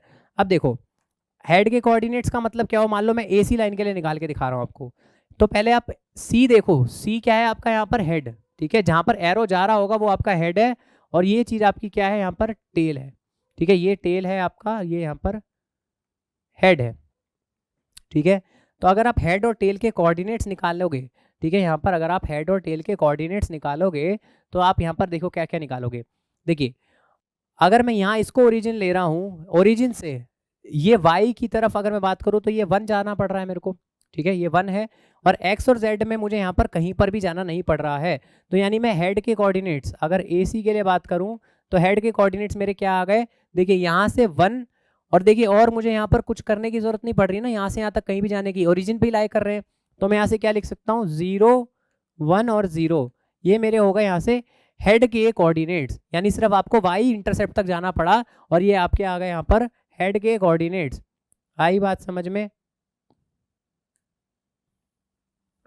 0 1 0 आपके यहाँ पर आ गए हेड के कोऑर्डिनेट्स। अब टेल के लिए भी देखो अब क्या करना है आपको सिर्फ यहाँ पर z डायरेक्शन में एक बार जाना पड़ा, एक इंटरसेप्ट चलना पड़ा, और x और y में आपको कहीं नहीं जाना पड़ा। ठीक है, अब बस इसको यहाँ पर सॉल्व करना है आपको। ठीक है, इसको यहाँ पर जब आप सॉल्व करोगे तो 0 - 0 कितना हो गया 0, 1 - 0 कितना हो गया 1, 0 - 1 कितना हो गया 1 बार। ठीक है, इसको 1 बार लिखना है भाई, कहीं इसको भी आप यहाँ पर 1 मत लिख देना, ये -1 है, -1 को मतलब यानी आप 1 बार लिखेंगे। और देखिए पहली वैल्यू आपको समझ में आ रही होगी क्या, कि आपका ऑप्शन डी, ठीक है, ऑप्शन डी से ही आपको यहाँ पर आंसर मिल गया है, ठीक है। क्यों? क्योंकि आपका 0, 1 और 1 बार एक ही ऑप्शन में देखने के लिए मिल रहा है, आपका ऑप्शन डी यहाँ से बिल्कुल करेक्ट आंसर हो जाएगा। ये तो हो गया आपका यहाँ पर नॉर्मल मेथड, ठीक है, ये आपका हो गया नॉर्मल मेथड। अब मैं बात करता हूँ यहाँ पर आपको ट्रिक की बात, ठीक है। अब यहाँ पर भैया आप बार बार पहले हेड टेल निकालने बैठोगे, तो इससे बेटर मैं बताऊँ आपको क्या करिए, आप यहाँ पर ए सी बोला है ना, तो आप ए से लेके सी तक चले जाइए बस। आप जहाँ पर खड़े हैं वहाँ से ए से लेके सी तक जाने में आपको क्या क्या चीज़ें करनी पड़ी, बस ये देखना है। अब देखो, मान लो मैं यहाँ से ए से सी तक जाना चाहता हूँ, तो मैं कैसे जाऊँगा? पहले मुझे ये डिस्टेंस लेना पड़ेगा। ये डिस्टेंस क्या है? वाई पर। वाई पर मुझे क्या करना पड़ा? 1 पॉजिटिव में जाना पड़ा, ठीक है, 1 पॉजिटिव में जाना पड़ा। और फिर मुझे नीचे आना पड़ा जेड डायरेक्शन में उल्टा, यानी मुझे यहाँ पर -1 आना पड़ा, ठीक है। और मुझे एक्स डायरेक्शन में कहीं जाना पड़ा क्या? क्या मुझे एक्स डायरेक्शन में कहीं जाना पड़ा क्या?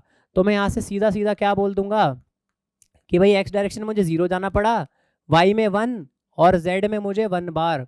तो यहाँ से मैंने डायरेक्टली ए सी की मिलर इंडिसेस निकाल दी लाइन की, ठीक है। अगर मैं एच बी के लिए निकालना चाहूँ ना, तो देखो एच बी के लिए कैसे निकालेंगे अब एच बी के लिए निकालो। देखो एच बी के लिए अगर आप यहाँ पर हेड टेल वाले मेथड से करोगे ना, तो भी आपका आंसर यही आने वाला है जो मैंने बताऊंगा, ठीक है। करके देख लेना एक बार, आपका वही काम है। एच बी के लिए आप हेड से टेल वाला निकाल के देखना, और आप फिर इसको मैच करना, आपको बिल्कुल एज इट इज आंसर देखने के लिए मिलने वाला है। देखो जहाँ से बोला है उसने, एच से बोला है बी तक, तो एच बी में जाएंगे हम, ठीक है। एच से बी तक जाने के लिए मुझे क्या क्या करना पड़ेगा, आप ये देखो। पहले तो मुझे देखो एच से इधर जाना पड़ेगा, ठीक है, इधर जाना पड़ेगा, मतलब यहाँ पर मुझे वाई में 1 चलना पड़ा। फिर यहाँ पर x में मुझे यहाँ पर वापस जाना पड़ेगा, -1 चलना पड़ा। फिर मुझे z पे यहाँ पर ऊपर जाना पड़ेगा, और यहाँ पर अगेन मुझे +1 ही चलना पड़ा। यानी मुझे x में यहाँ पर -1 चलना पड़ा, y और z में +1 चलना पड़ा, ठीक है। तो यानी आपका सिर्फ x -1 होने वाला है। तो यानी आपकी यहाँ पर एच बी लाइन, इसका मिलर इंडिसेस क्या आ जाएगा? x में -1 यानी 1 बार, और y और z में 1 1, ठीक है। और ये आ गया आपका यहाँ पर एच बी लाइन का मिलर इंडिसेस। मैच कर लो भाई ऑप्शन नंबर डी से, बिल्कुल सही आंसर दिख रहा होगा आपको। आई समझ में? क्या ये ट्रिक आपको समझ में आई? वरना हेड और टेल तो आपका है ही जिंदाबाद, वहाँ से आप कर ही सकते हैं। पर अगर आपको ये ट्रिक समझ में आ गई है, तो आप इजीली फटाफट कोई भी लाइन का आप निकाल सकते हैं, ठीक है। आप यहाँ पर कोई भी लाइन का निकाल सकते हो, ओके। तो आप यहाँ पर देखो, अगर मैं आपसे कह दूँ कि भैया मुझे आप ये बता दो कि बी, आप मुझे ये बता दिए, चलिए ई जी, ठीक है, ई जी लाइन के लिए आप मुझे यहाँ पर निकाल के दिखाइएगा, ठीक है। कमेंट में आप ई जी लाइन के लिए आप मुझे बताइएगा, ठीक है। इसके अंदर भाई देखो थोड़े होमवर्क में ज़्यादा दे रहा हूँ, लेकिन आपकी प्रैक्टिस हो जाएगी इससे। ई जी लाइन की आप मुझे यहाँ पर निकाल के दिखाइएगा, ओके। समझ में आया भाई आपको यहाँ पर क्या करना है? तो चलिए देखिए, अब मैं यहाँ पर बात करने वाला हूँ यहाँ पर पेरोव्स्काइट क्रिस्टल स्ट्रक्चर की, ठीक है। अब मैं यहाँ पर बात करने वाला हूँ क्या? पेरोव्स्काइट क्रिस्टल स्ट्रक्चर्स की। देखो पेरोव्स्काइट के अंदर अगर मैं यहाँ पर बात करूँ ना आपसे, तो पेरोव्स्काइट कैसा दिखता है आपको ये चीज़ पता होनी चाहिए।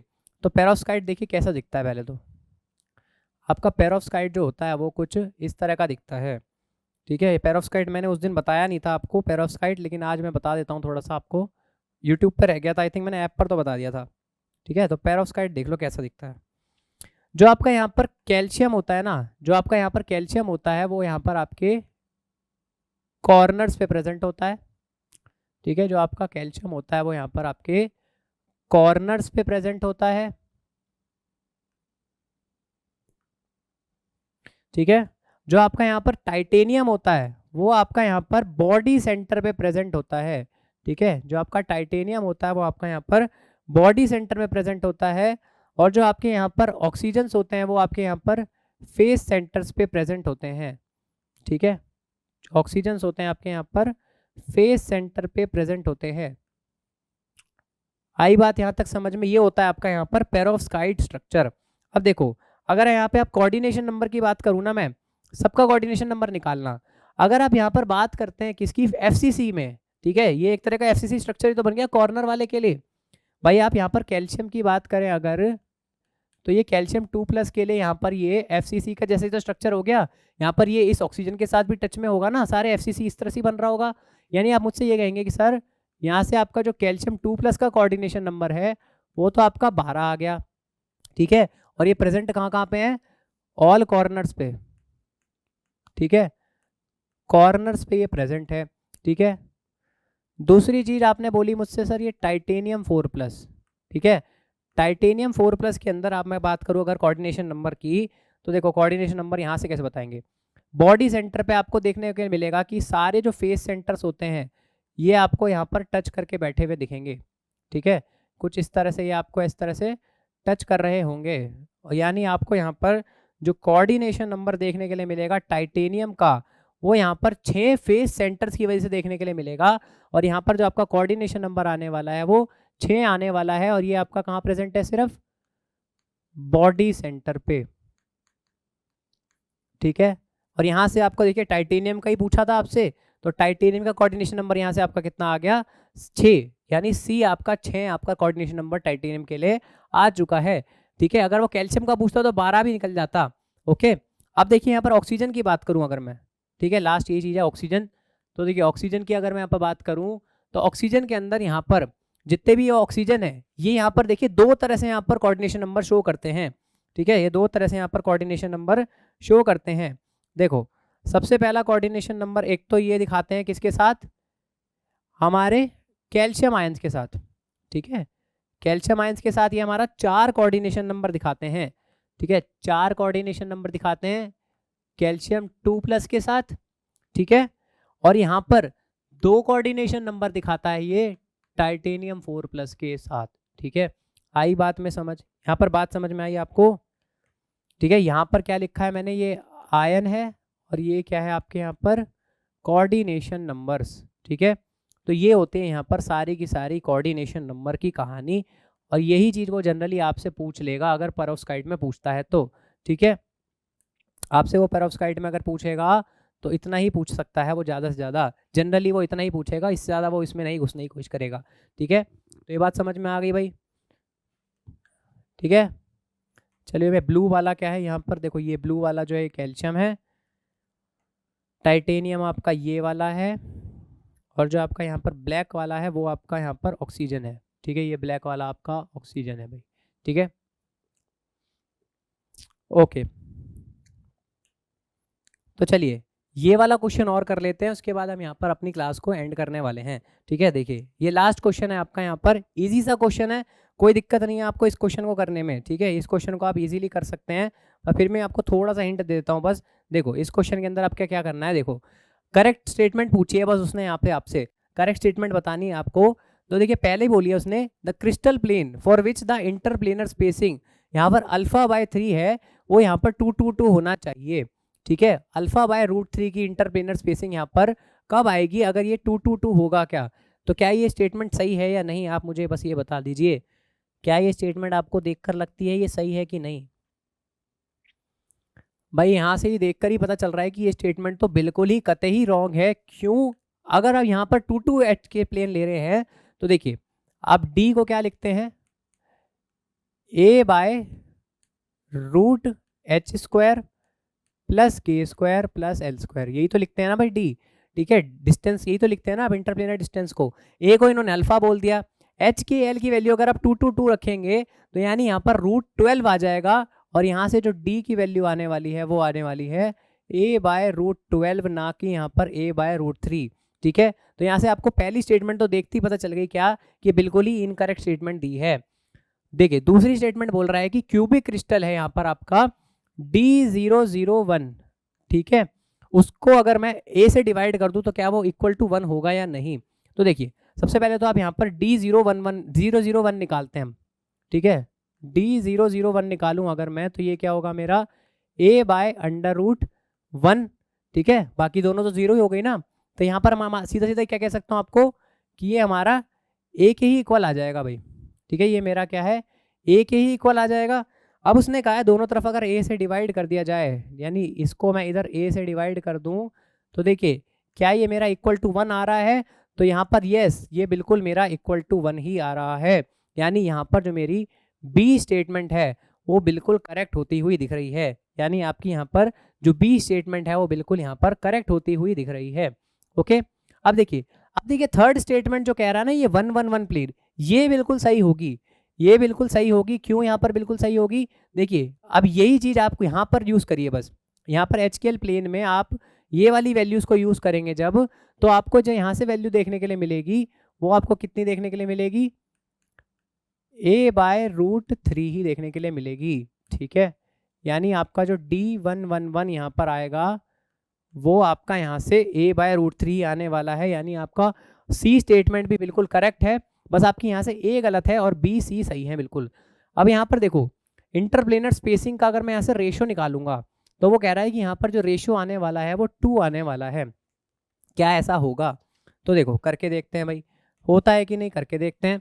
देखो सबसे पहले उसने कहा है किसका? D300 डिवाइड बाय उसने किसका कहा है? D200।